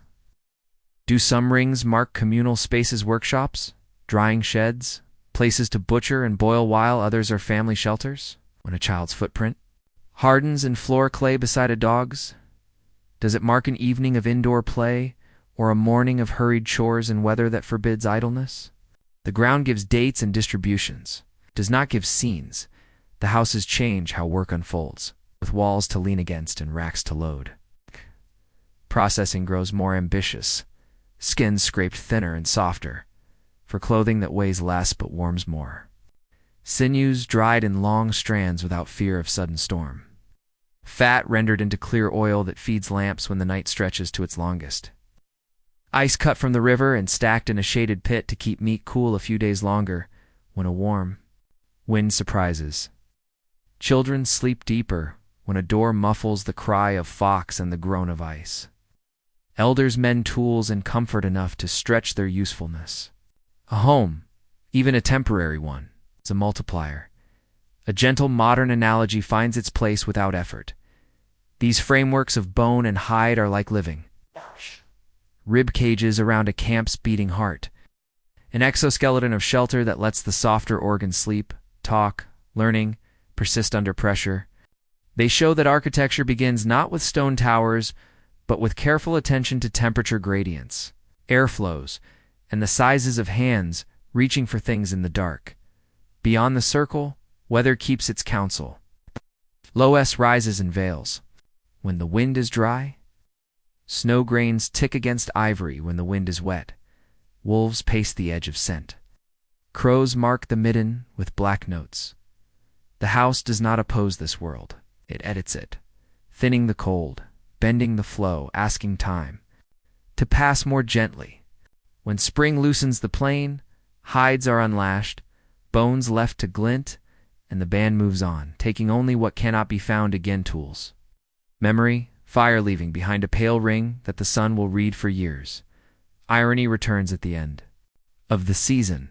The structures that look most permanent are the ones most easily abandoned. The ones made of nothing, skills, roots, songs of places, are the most faithful companions. The bones that seem to shout here from far across the steppe speak to no one the day after a great dust. And yet a single remembered notch in a riverbank can lead the band to water every year in another winter. The circle is remade, perhaps, with fewer skulls, perhaps with more ribs, perhaps nearer the lee of a new cut in the terrace where the wind has learned a new sound. The hearth is kindled from carried ember. The first smoke feels like recognition. Children remark that the doorway looks the same. Elders know that no doorway looks the same twice. The house warms, breath clouds and clears, and the plane presses its face to the hide and listens. Inside, the deep weather of human voices resumes slow, even, unhurried within a shelter stitched from giants, patient under the long sky. Water broadens into mirrors that tremble at dawn. Lakes deepen in hollows left by the ice. Rivers lengthen across plains where melt once thundered. And coastlines breathe in and out as tides pull against new shores. You people learn these waters, not as borders, but as corridors. From banks and shallows they lift nets knotted from sinew and bast, hooks carved from bone, harpoons tipped with barbs that resist release. Fish flash silver in morning baskets, their scales scattering light like flint sparks in air. Irony rests just below the surface. The most elusive prey becomes the most abundant once the right tools are made. Another irony drifts with the tide. Water, once feared as a barrier, turns into a road for travel and a storehouse of food. A third rests in preservation. Bones of fish, fragile and small, linger longer in sediments than the flesh that once fed a band for days. Science reads these waters with care. At Starkar in Britain, bone harpoons carved with neat rows of barbs lie among preserved wood dating to around 11,000 years ago. At Lepensky Ver on the Danube, trapezoidal houses cluster beside a river heavy with sturgeon and carved. Boulders suggest a focus on fish that outweighed the chase of deer. Microscopic polish along the edges of sickle-like tools and Mesolithic layers shows silica gloss from reeds used to make mats and nets. Fish bones themselves, pike, perch, salmon, sturgeon lie in heaps at camp edges, often near burned stones, evidence of roasting and boiling. Yet mysteries remain. Did fish form staples year-round, or fill gaps when herds grew scarce? Were traps communal, or the craft of a few skilled hands? The answers ripple, never still. Methods vary with water. In shallow streams, woven fences of willow stakes steer fish toward baskets. In lakes, weighted nets sink, their cords tugged by floats of bark and bone. Harpoons, often composite, release barbed heads that tether a struggling fish by cord, the shaft floating as marker. Hooks, some tiny, some large enough for river giants, curve from bone polished smooth, baited with grubs or bits of flesh. The North. Leasters with multiple prongs and side barbs pin fish against the current with one quick thrust. Small details soften the record. Burned fish bones crumble into powder when handled, yet in waterlogged sites they remain pale and whole. Like tiny runes, fish scales, iridescent and delicate, sometimes survive as impressions in clay. At some camps, residues of fish oil darken pottery long after the meal. In others, ash layers glisten faintly with the sheen of oils once spilled. Ironies move with the current. Fish that seem endless can vanish with a season's over-harvest. A hook that secures one meal may be lost forever in the mouth of another. And rivers that provide abundance also demand patience. Floods scatter traps. Droughts strand boats, leaving people to relearn their edges again and again. Mystery hums at a deeper register. Did bands follow salmon runs as faithfully as reindeer? Trails. Did rivers shape territories more strongly than plains ever could, binding people to watersheds instead of ranges? The ground holds bones, the banks hold posts, but the motion of travel, the rhythm of return, remains unseen. Yet the fact persists. Water enlarges survival. It grants food rich in fat and protein, steadier than wandering herds. It gives transport, a current to carry boats carved from single trunks, dugouts blackened and scraped until they hold buoyant silence. It offers reeds and rushes for mats, baskets and walls. It's materials that rot too quickly for the archaeologist's eye, but linger in impressions and ghost patterns in clay. By firelight, fish split and pinned on sticks, hiss as oils drip into flame. Nets dry in the smoke, their knots tightening. A dugout rests at the shore, half filled with water to keep it from splitting in the sun, a dark trough awaiting the next morning. Children turn bones into whistles, the holes drilled where sinew once joined flesh. The camp smells of resin and water, of smoke and fish fat, a softness that clings longer than hunger itself. And so, in the Stone Age, humans lean toward water, not away. They draw from it food, tools, vessels, and paths. They leave behind bones and harpoons, charcoal and oil traces, but not the sound of waves against dugouts, not the flicker of scales and nets. Those vanish into silence, leaving only the certainty that water, once an edge, becomes a center. Hands soften stone until it gleams with use. On river terraces and in forest clearings, nodules of hard rock are taken not for edges alone, but for weight and polish. With water and sand, people grind day after day, turning rough surfaces into smooth curves that rest against palms. The result is an axe, heavy at one end, hafted to a wooden shaft with rawhide and resin. The edge is not sharp in the way of flint blades, yet it bites wood with patience, cutting not with a single blow but with persistence, the rhythm of hours. Irony settles gently into the haft. The sharpest tools of stone, the flakes and blades that can shave hair are fragile, while the duller edge of polished axe proves strong enough to fell trees. Another irony waits in time. The shaping of one axe may take days of grinding, yet its work saves months of labor when clearing land or building shelter. A third irony rests in permanence. The axes that outlast millennia are the very ones meant to change the world. Most tools for cutting forests that themselves no longer stand. Science follows their spread. In the Neolithic, polished stone axes appear across Europe, Africa, Asia, and beyond. Some traded hundreds of kilometers from their sources. Quarries at Planchelous mines in France, Langdale in England, and quarries in the Alps yield greenstone and jadeite, prized for toughness and luster. Microscopic analysis shows striations from grinding, residues of wood fibers along edges, and where that matches chopping and splitting. These are facts. Polished axes transform human use of landscapes. From clearing forests to shaping timbers, from hollowing dugouts to framing dwellings, mysteries linger with intention, where the finest jadeite axes polished to near translucence. Made for work or for ceremony? Many lie unused in graves or hoards, their edges perfect, their surfaces gleaming. Did they function as currency of prestige or as offerings to rivers and mountains? The practical and symbolic blur, tool that cuts trees, may also cut paths of meaning.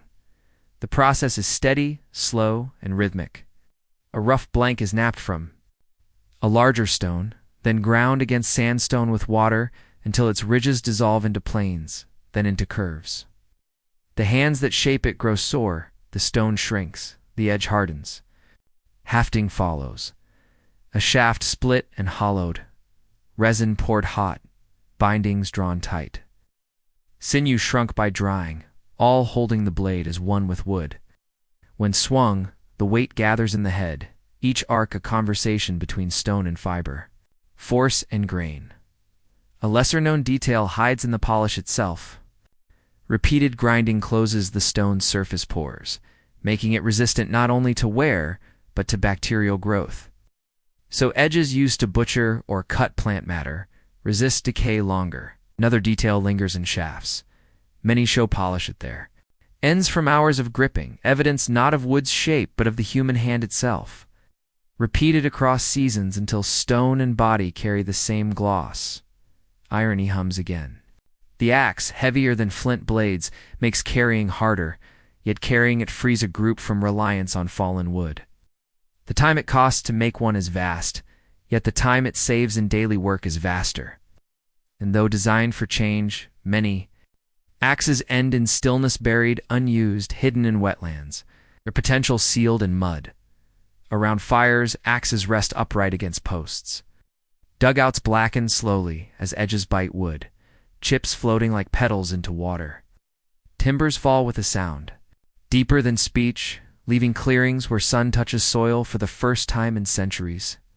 In those clearings, people raise structures, plant seeds, or simply sit in light that feels newly made.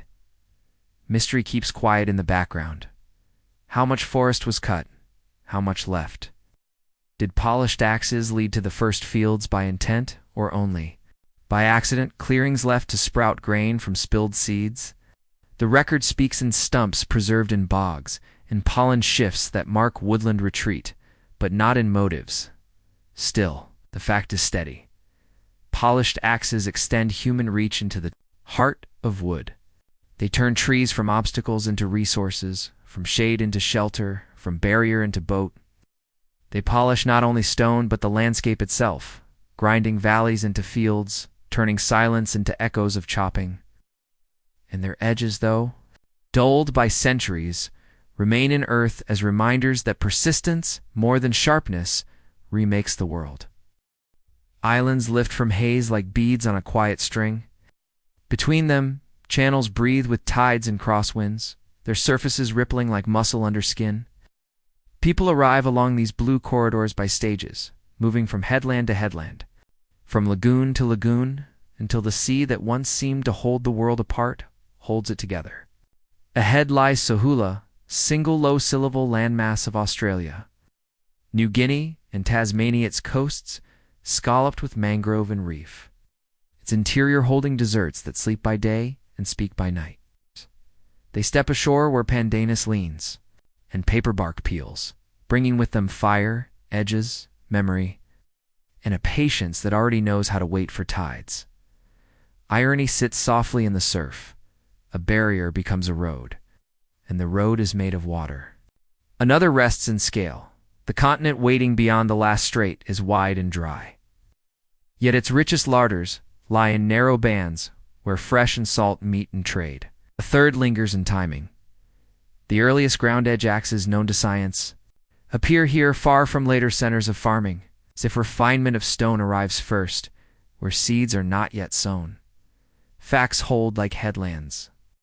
Even at the lowest seas of the last glaciation, open crossings remain between the islands of Wallacea. No land bridge ever spans them. Still, people pass. By at least 65,000 years before the present, their hearths glow in Arnhem. Land at Majedbe, where stone flakes, pigments, seed residues, and fragments of ground-edge axe speak in the warm language of use. On the Kimberley Plateau and in the highlands of New Guinea, early camps gather above steep green country, their ash riding thin, durable lines into caves. The sea is not a rumor. It is an old companion with a new voice, yet a quiet mystery. Keeps its place.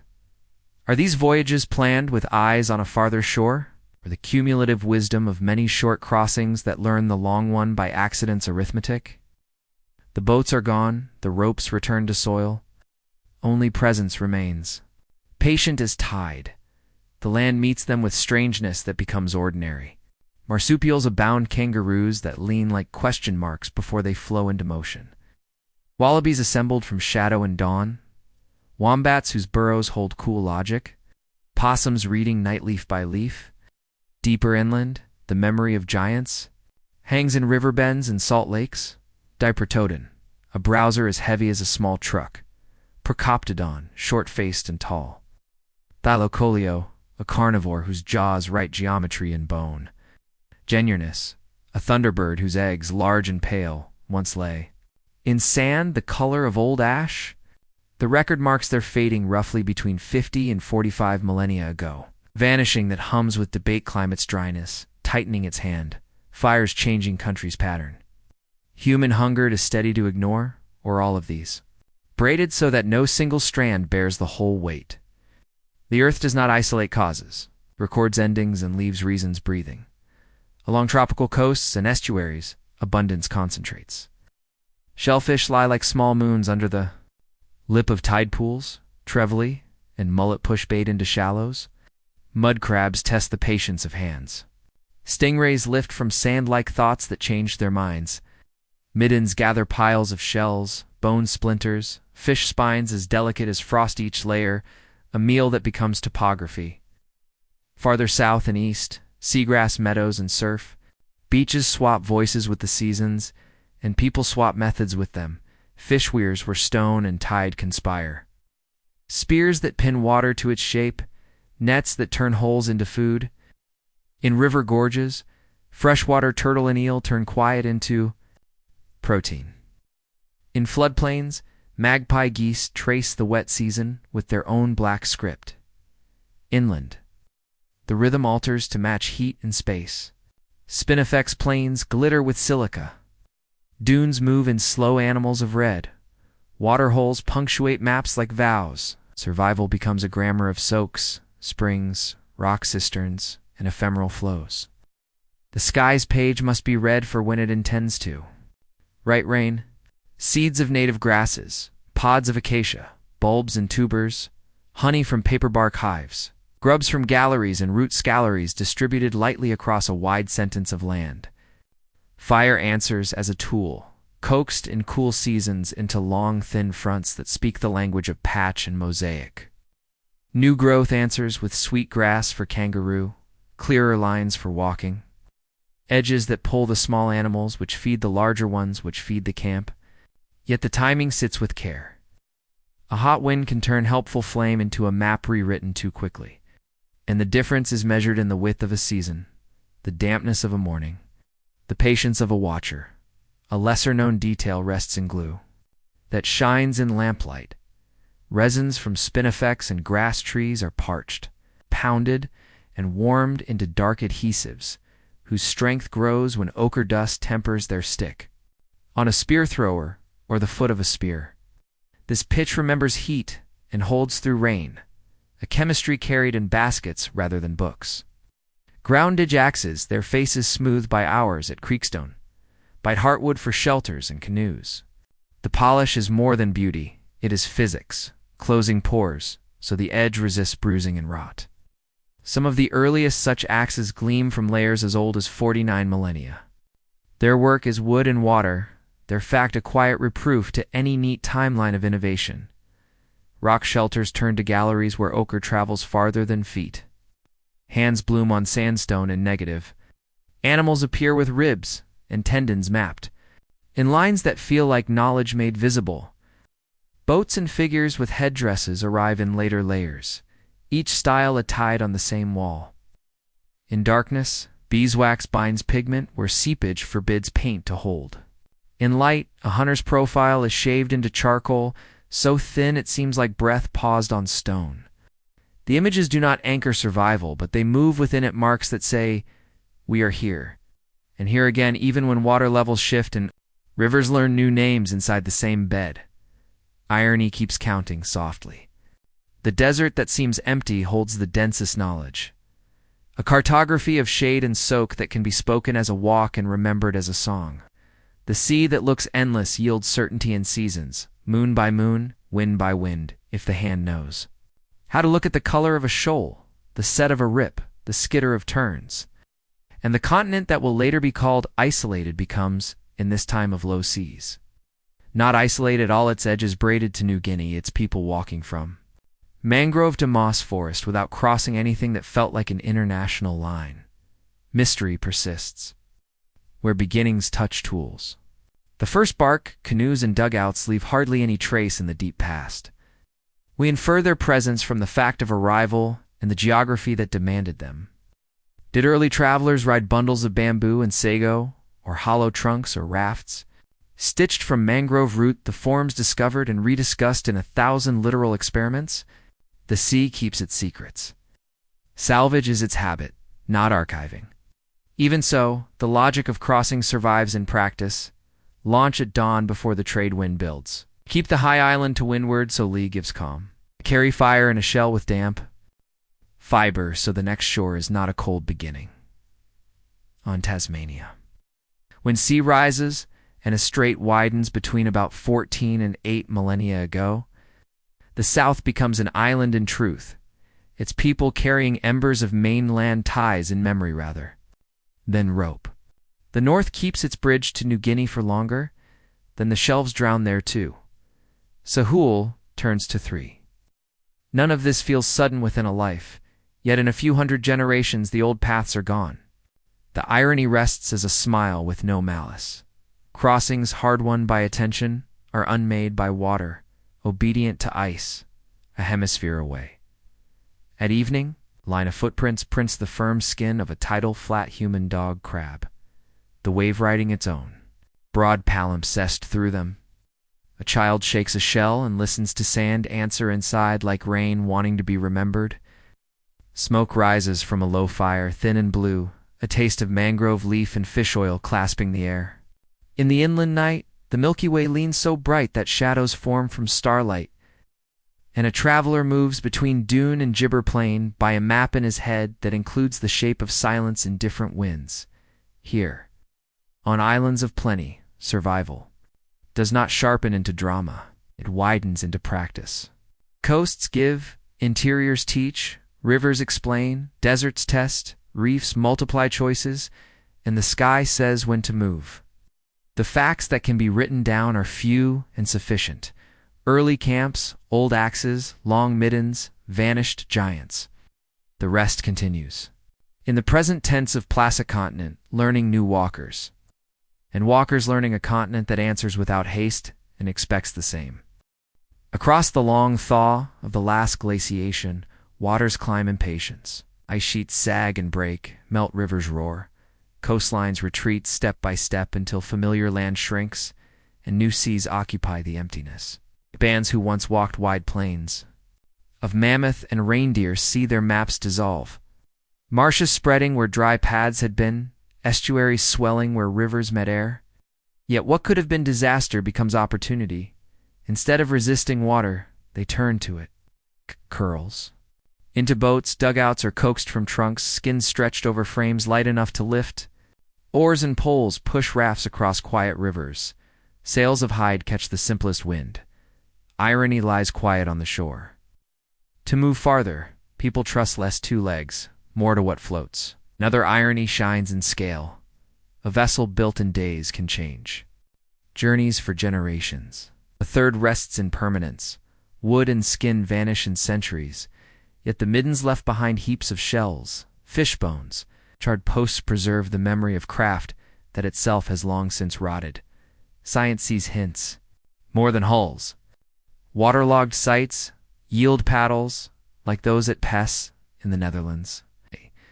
A dugout dating perhaps to 10,000 years ago, carved from pine and smoothed by fire. Along the Baltic, fish weirs built from stakes survive where anaerobic mud preserved.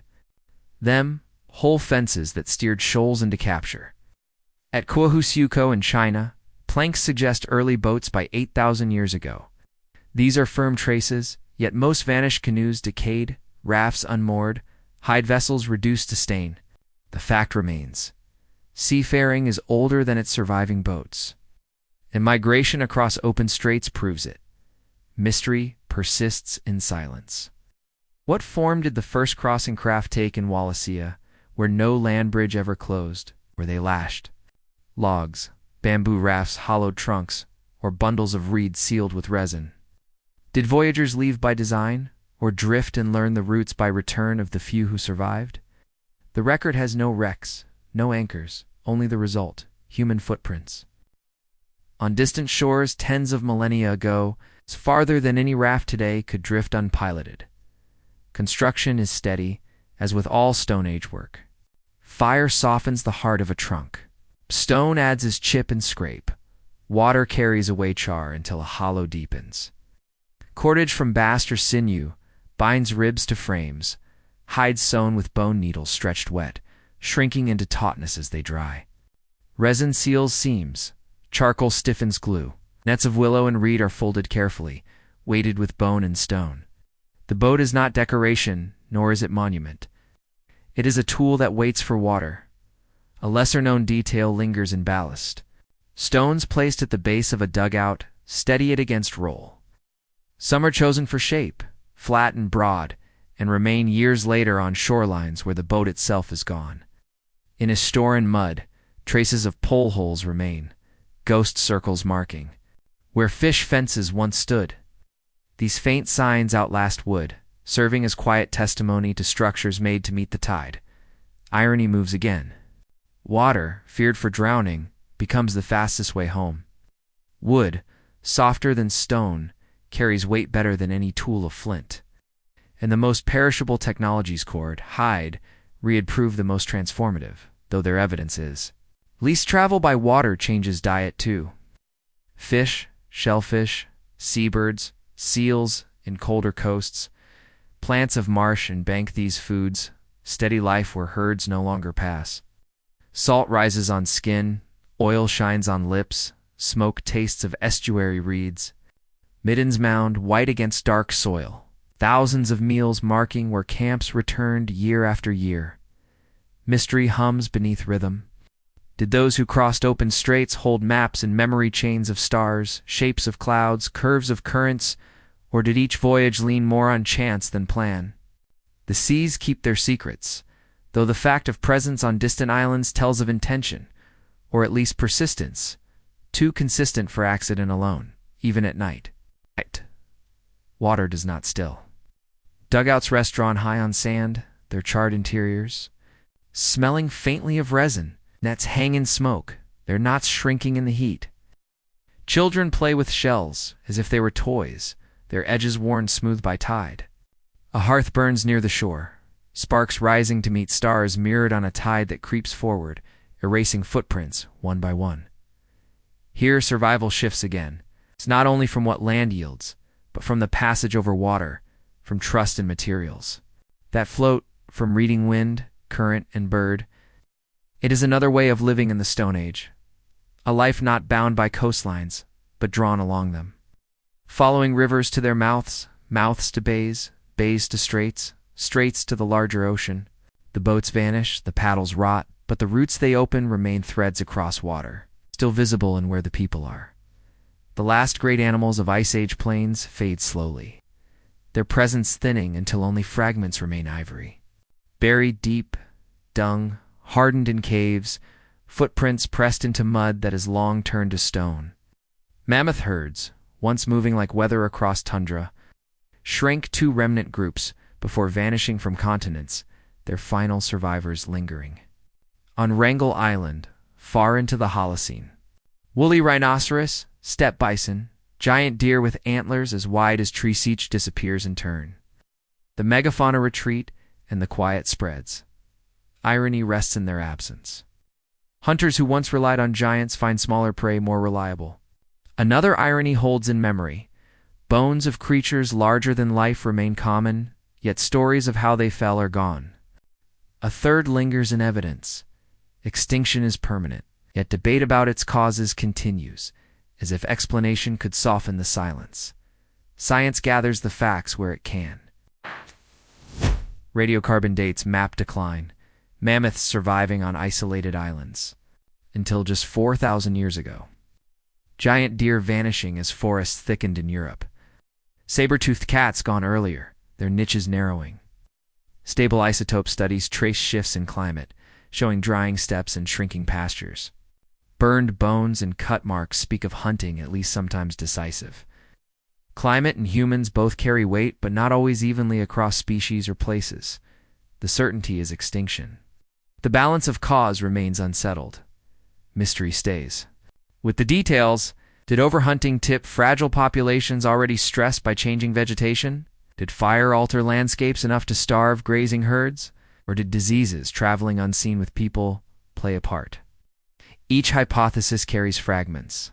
Of truth, none the whole. The world holds only what remains, absence where abundance once stood. Small details still whisper. Gnaw marks from dogs and wolves' edge, bones of animals no longer present. Pollen cores show grassland giving way to birch and pine, habitats narrowing until giants had no room. In Siberia, frozen carcasses preserve skin, hair, even stomach contents, proof of sudden ends in icy mud.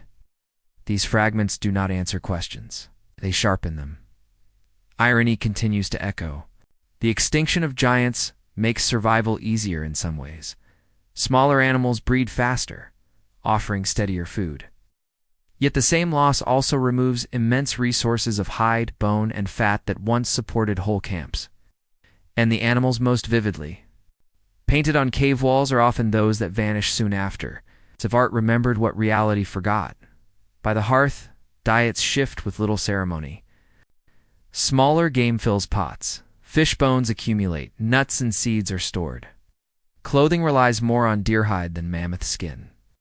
Bone needles pierce thinner furs, more layers replacing fewer massive cloaks. Firewood replaces mammoth bone as fuel where forests spread. Change is steady, not sudden, though the weight of silence grows with each vanished species. Mystery hums in the human response. Did people mourn the disappearance, or did new abundance of smaller game simply replace the old, without pause? Landscapes feel emptier, or only different? The archaeological record holds no grief, only adaptation. And so, the age of giants closes. Plains, once patterned by mammoth trails, grow over with forest. Ow. Lakes and rivers hold fish where once they held herds. People adjust, as always, building new lives in the space left behind. The megafauna pass into bone, soil, and silence, and survival continues without them. Quieter, but no less enduring. When ice finally yields and the great sheets retreat, forests advance with patience. Spruce and pine climb north, birch and hazel follow, oak and elm root deeper, where soils thicken under warmer rains. Meadows once bright with steppe grasses soften into woodland, light sifting through leaves instead of sky. For people whose lives had long followed open herds, the world closes in, sightlines shorten, prey changes shape, movement requires quieter steps. The Stone Age bends to trees, irony lingers in the canopy. The same forests that give endless wood also hide game that once was plain to see. Another irony lies in climate itself. A world warmer and greener proves harsher for hunters who thrived in cold. A third rests in adaptation. What feels like constraint births new tools bows. Microliths, traps that allow survival within shadows. Science traces the spread. Pollen cores pulled from bogs layer the sequence, grasses declining. Then birch, then oak and elm, their grains stacking like thin pages of climate's diary. Charcoal flecks show fire's presence, sometimes natural, sometimes set by people. Microfauna shift as well. Bones of forest deer, wild boar, beaver, and woodland birds replace steppe species. Fish bones grow abundant where lakes and rivers spread in meltwater basins. These are facts, anchored in sediments and middens. Forests reshape ecology, and people reshape with them. Mystery persists where behavior leaves no direct mark. Did groups follow forest edges, skirting openness where possible? Or did they set deliberate fires to hold back trees, keeping patches of grass for red deer and elk? Or did they fold fully into woodland life, living lighter, moving shorter distances, depending more on nets and traps than on the chase? The ground records fire and tools, but not choices. Daily rhythm alters under leaves. The bow, silent and swift, replaces the long spear. Microliths form barbs for arrows that slip between trunks. Snares catch hare and grouse. Pits and deadfalls take boar.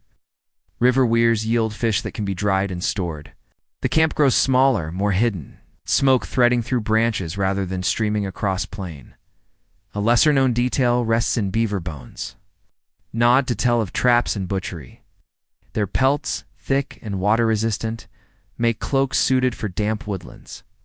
Beaver castoreum, a secretion with sharp scent, serves as bait for further trapping. In some lakeside sites, Nord willow sticks still lie where beavers cut them. A double signature of animal and human in the same layer. Irony returns, steady as breath. The prey that now sustains survival deer, boar fish.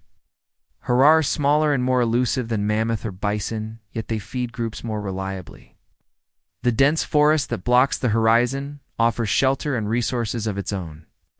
And the world that seems more enclosed proves, in the end, to hold wider varieties of life than the steppes ever did. Mystery hums in memory. Did people remember mammoth plains as stories, or did forests erase those visions within a few generations? Were cave paintings still retold, or did new art shift to match deer and birds among trees? The record is faint, but the silence between bones and pollen speaks of cultures that adapted quietly, leaving little beyond tools and fire. Still, the fact holds. Survival bends to forest. Nets replace spears, boughs replace thrust, fish and nuts balance meat. Wood provides not only fire but vessels, handles, frames. The canopy closes above, and life continues within it, slower, quieter, no less certain. The Stone Age enters its green chapter. Humans walk under branches rather than sky. Seeds shift from accident to intention. For tens of millennia, grains fall where they may, sprouting where fire has cleared or where herds have disturbed the soil. People gather them when ripe, shaking stalks into baskets, grinding kernels between stones, baking thin cakes on hearthstone. Yet somewhere in this long repetition, a quiet change begins. The gathering becomes tending. Seeds are dropped at camp edges, shoots protected, harvests encouraged. Domestication is not sudden. It is patience stretched across generations. Irony sits in the soil. The smallest foods grains, barely wider than a fingernail, become the foundation of futures more enduring than mammoth hunts. Another irony rests. In effort, tending plants demands more work than gathering them wild, yet yields a stability no chase can promise. A third lies in preservation. Charred seeds survive for archaeologists to find. While the living abundance they once fed has long since rotted away, science traces the early signs. In the Fertile Crescent, wheat and barley shift from brittle ricus, too tough, holding kernels until human hands thresh them. In East Asia, rice appears in wet fields by the Yangtze. In the Americas, teosinte small ears lengthen into maize, beans and squash joining it in complement. By 10,000 years ago, these processes are underway, though never uniformly. Grinding stones at sites like Abu Huraira bear starch residues, husks remain in char, sickle gloss records the harvesting of stalks. These are facts. Steady in the soil, plants bend toward human use. And humans bend toward plants. Mystery clings to the first steps. Did cultivation begin by design or by accident? Seeds dropped at hearth edges sprouting where wastewater and ash enriched soil? Did people see themselves as farmers, or simply as hunters who encourage good stands of grass? The shift is gradual, ambiguous, its intention invisible. Daily life feels the difference even before farming fully arrives. Grinding stones multiply, hands grow calloused from hours of turning grain into meal. Storage pits deepen, lined with clay to keep rodents out. Harvest cycles tie movement to seasons, anchoring camps longer at fertile edges. Diet shifts toward carbohydrates, bodies carrying new patterns of wear on teeth, joints, and bone. A lesser-known detail lies in weed seeds. Alongside early domestic grains, intrusive plants appear: rye among wheat, chenopodium among barley, showing the disturbance humans cause in soil. These plants, too, become food at times, reminders that cultivation alters not just desired crops, but the entire community of a field. Irony returns softly. Freedom of the hunt narrows into the tether of tending. Yet the risk of famine lessens when stores of grain lie ready. The landscape grows more uniform, yet human populations grow denser. And practices that begin by accident, dropping seeds, protecting shoots, eventually transform continents. Mystery hums in memory. Did early gatherers see a difference between wild and tended, or did they think only in terms of plenty and scarcity? Were the first harvests rituals, or just meals? No hearth answers. Only seeds remain, blackened and small, like punctuation in the soil. Still, the fact is simple. Humans learn to shape plants, and plants, in turn, shape humans. Fields where once were only meadows, harvests where once were only gatherings, bread where once was only roasted seed. The Stone Age tips toward a new rhythm, slow but irreversible, its cadence written in furrows and stubble. When ice finally yields and the great sheets retreat, forests advance with patience. Spruce and pine climb north, birch and hazel follow, oak and elm root deeper, where soils thicken under warmer rains. Meadows once bright with steppe grasses soften into woodland, light sifting through leaves instead of sky. For people whose lives had long followed open herds, the world closes in, sightlines shorten, prey changes shape, movement requires quieter steps. The Stone Age bends to trees, irony lingers in the canopy. The same forests that give endless wood also hide game that once was plain to see. Another irony lies in climate itself. A world warmer and greener proves harsher for hunters who thrived in cold. A third rests in adaptation. What feels like constraint births new tools bows. Microliths, traps that allow survival within shadows. Science traces the spread. Pollen cores pulled from bogs layer the sequence, grasses declining. Then birch, then oak and elm, their grains stacking like thin pages of climate's diary. Charcoal flecks show fire's presence, sometimes natural, sometimes set by people. Microfauna shift as well. Bones of forest deer, wild boar, beaver, and woodland birds replace steppe species. Fish bones grow abundant where lakes and rivers spread in meltwater basins. These are facts, anchored in sediments and middens. Forests reshape ecology, and people reshape with them. Mystery persists where behavior leaves no direct mark. Did groups follow forest edges, skirting openness where possible? Did they set deliberate fires to hold back trees, keeping patches of grass for red deer and elk? Or did they fold fully into woodland life, living lighter, moving shorter distances, depending more on nets and traps than on the chase? The ground records fire and tools, but not choices. Daily rhythm alters under leaves. The bow, silent and swift, replaces the long spear. Microliths form barbs for arrows that slip between trunks. Snares catch hare and grouse. Pits and deadfalls take boar. River weirs yield fish that can be dried and stored. The camp grows smaller, more hidden, smoke threading through branches rather than streaming across plain. A lesser-known detail rests in beaver bones. Nod to tell of traps and butchery. Their pelts, thick and water-resistant, make cloaks suited for damp woodlands. Beaver castoreum, a secretion with sharp scent, serves as bait for further trapping. In some lakeside sites, Nord willow sticks still lie where beavers cut them. A double signature of animal and human in the same layer. Irony returns, steady as breath. The prey that now sustains survival deer, boar fish. Harar smaller and more elusive than mammoth or bison, yet they feed groups more reliably. The dense forest that blocks the horizon offers shelter and resources of its own. And the world that seems more enclosed proves, in the end, to hold wider varieties of life than the steppes ever did. Mystery hums in memory. Did people remember mammoth plains as stories, or did forests erase those visions within a few generations? Were cave paintings still retold, or did new art shift to match deer and birds among trees? The record is faint, but the silence between bones and pollen speaks of cultures that adapted quietly, leaving little beyond tools and fire. Still, the fact holds.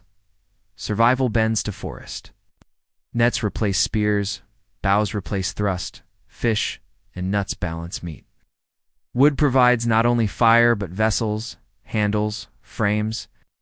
The canopy closes above, and life continues within it, slower, quieter, no less certain.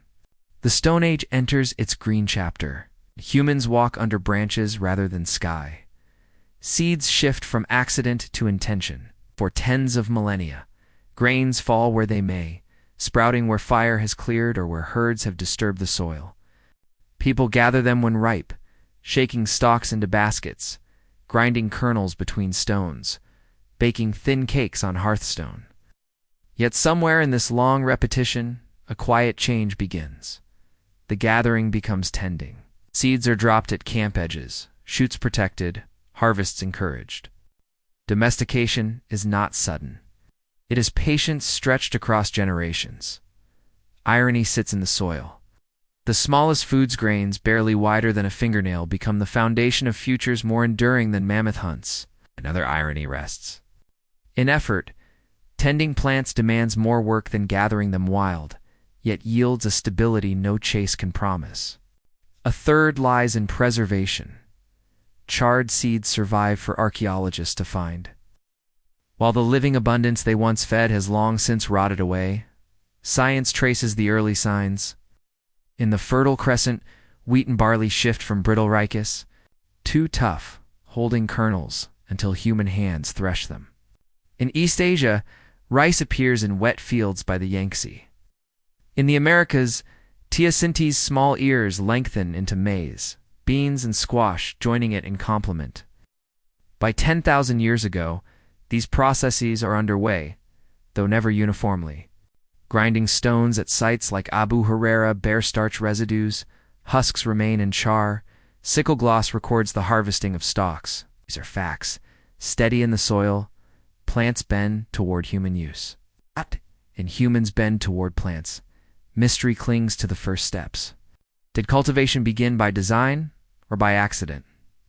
Seeds dropped at hearth edges sprouting where wastewater and ash enriched soil? Did people see themselves as farmers or simply as hunters who encourage good stands of grass? The shift is gradual, ambiguous, its intention invisible. Daily life feels the difference even before farming fully arrives. Grinding stones multiply, hands grow calloused from hours of turning grain into meal. Storage pits deepen, lined with clay to keep rodents out. Harvest cycles tie movement to seasons, anchoring camps longer at fertile edges. Diet shifts toward carbohydrates, bodies carrying new patterns of wear on teeth, joints, and bone. A lesser-known detail lies in weed seeds. Alongside early domestic grains, intrusive plants appear: rye among wheat, chenopodium among barley, showing the disturbance humans cause in soil. These plants, too, become food at times, reminders that cultivation alters not just desired crops, but the entire community of a field. Irony returns softly. Freedom of the hunt narrows into the tether of tending. Yet the risk of famine lessens when stores of grain lie ready. The landscape grows more uniform, yet human populations grow denser. And practices that begin by accident dropping seeds, protecting shoots, eventually transform continents. Mystery hums in memory. Did early gatherers see a difference between wild and tended, or did they think only in terms of plenty and scarcity? Were the first harvests rituals, or just meals? No hearth answers. Only seeds remain, blackened and small, like punctuation in the soil. Still, the fact is simple. Humans learn to shape plants, and plants, in turn, shape humans. Fields where once were only meadows, harvests where once were only gatherings, bread where once was only roasted seed. The Stone Age tips toward a new rhythm, slow but irreversible, its cadence written in furrows and stubble. Stone carries the first clear signs of settlement. Across river valleys and fertile plains, architecture shifts from tents and bones to walls that rise and endure. At Jericho, by 9,000 years ago, a tower of stone stands above houses clustered. Close, its steps spiraling inward like a shell of time. At Catalyuk, homes share walls entered from roofs, plastered interiors painted with bowls and hands. Lay bricks dry in sun, stacked and replaced, each season thickening the mound. Beneath, the mobile bands of earlier millennia slow, their movements caught in stone and mud. Irony lingers in permanence. People build for stability, yet floods and fire topple walls as easily as storms scatter tents. Another irony rests in scale. The earliest monumental towers and shrines appear before metals, long before writing, as if stone remembers ambition sooner than history does. A third lies in continuity. What seems revolutionary is still gradual. Settlements layered on older camps, farmers still hunting, builders still gathering. Science reads these sites in fragments. Radiocarbon dates and stratigraphy mark Neolithic. Towns across the Near East, Europe, and beyond. Floors show replastering dozens of times, each layer a season of life. Trash pits hold bones of sheep and goat, evidence of domestication, while wild gazelle still mingle in the record. Figurines appear in clay, some shaped as animals, some as human forms, baked in hearths or left unburned. These are facts. People build larger, stay longer, alter land more deeply. Mystery hums in meaning. Was Jericho's tower a defense, a ritual marker, or simply a place for gathering? Were the wall paintings at Catalyuk memory, myth, or decoration? Do people see themselves as rooted or still as travelers who paused a little longer? The stones record presence, not intention. Daily rhythm shifts within these walls. Hearths glow in fixed places. Storage bins hold surplus. Livestock bleat in pens near homes. Children grow in the same house their parents built, their footprints pressing deeper into the same floors. Death finds place within walls too, burials beneath floors, skulls plastered and painted. Ancestors dwelling literally underfoot. A lesser-known detail lies in plaster itself. Made from lime, it requires fire hot enough to burn limestone, then water to slake it before spreading. This process demands labor, fuel, and coordination, evidence of knowledge shared and remembered.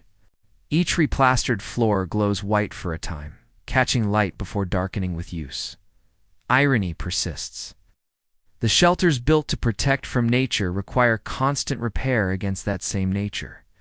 The walls meant to define communities also trap refuse, pests, and disease. And the permanence sought is never absolute. Slow. Settlements rise, fall, and are abandoned, their ruins blending back into soil. Mystery lingers in memory. Did the builders of early towns look back on their nomadic ancestors as distant? Or did they still walk the old paths seasonally? Did permanence feel like triumph or burden? Archaeology finds the stones. It cannot hear the tone of their voices yet. The fact endures. Stone walls and lime floors, in towers and painted rooms, humanity plants itself. The Stone Age, shaped by movement and patience, turns toward staying.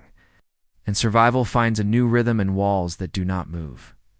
The long journey of stone, bone, fire, and water exhales into stillness. What began in shadows of ice and mammoth, bone passes now into walls of mud brick, into seeds pressed into furrows, into villages that linger like pauses in the breath of time. Yet the rhythm remains the same, slow, patient, enduring. Imagine the world without hurry. Rivers slide through valleys. Forests lean together in quiet conversations of leaf and wind. The sea moves in and out, without need for conclusion. Above, stars hold their places, patient as stone itself. Constellations whispering in patterns older than language. Humans rest within this stillness. Hearth smoke curls softly into night. Grain lies in storage pits, and footsteps fade across. Plastered floors? The silence after work carries longer than the work itself. Nothing urges forward motion now. The story pauses, held in the cradle of deep time. Ironies soften into background hums. Tools made to last crumble. Houses built for permanence sink. Back into earth. Lives stretched thin by survival leave the deepest marks. And still, the landscape holds them gently, layering memory into soil until it becomes indistinguishable from silence. Breathe with the slow drift of time. Hear the quiet weight of stone walls, the hush of forests, the murmur of ancient tides. Nothing more is needed. The world continues, unhurried, its pulse as steady as sleep. Let the words fade like echoes. Let the story dissolve like smoke into evening air. What remains is rest, unbroken, timeless.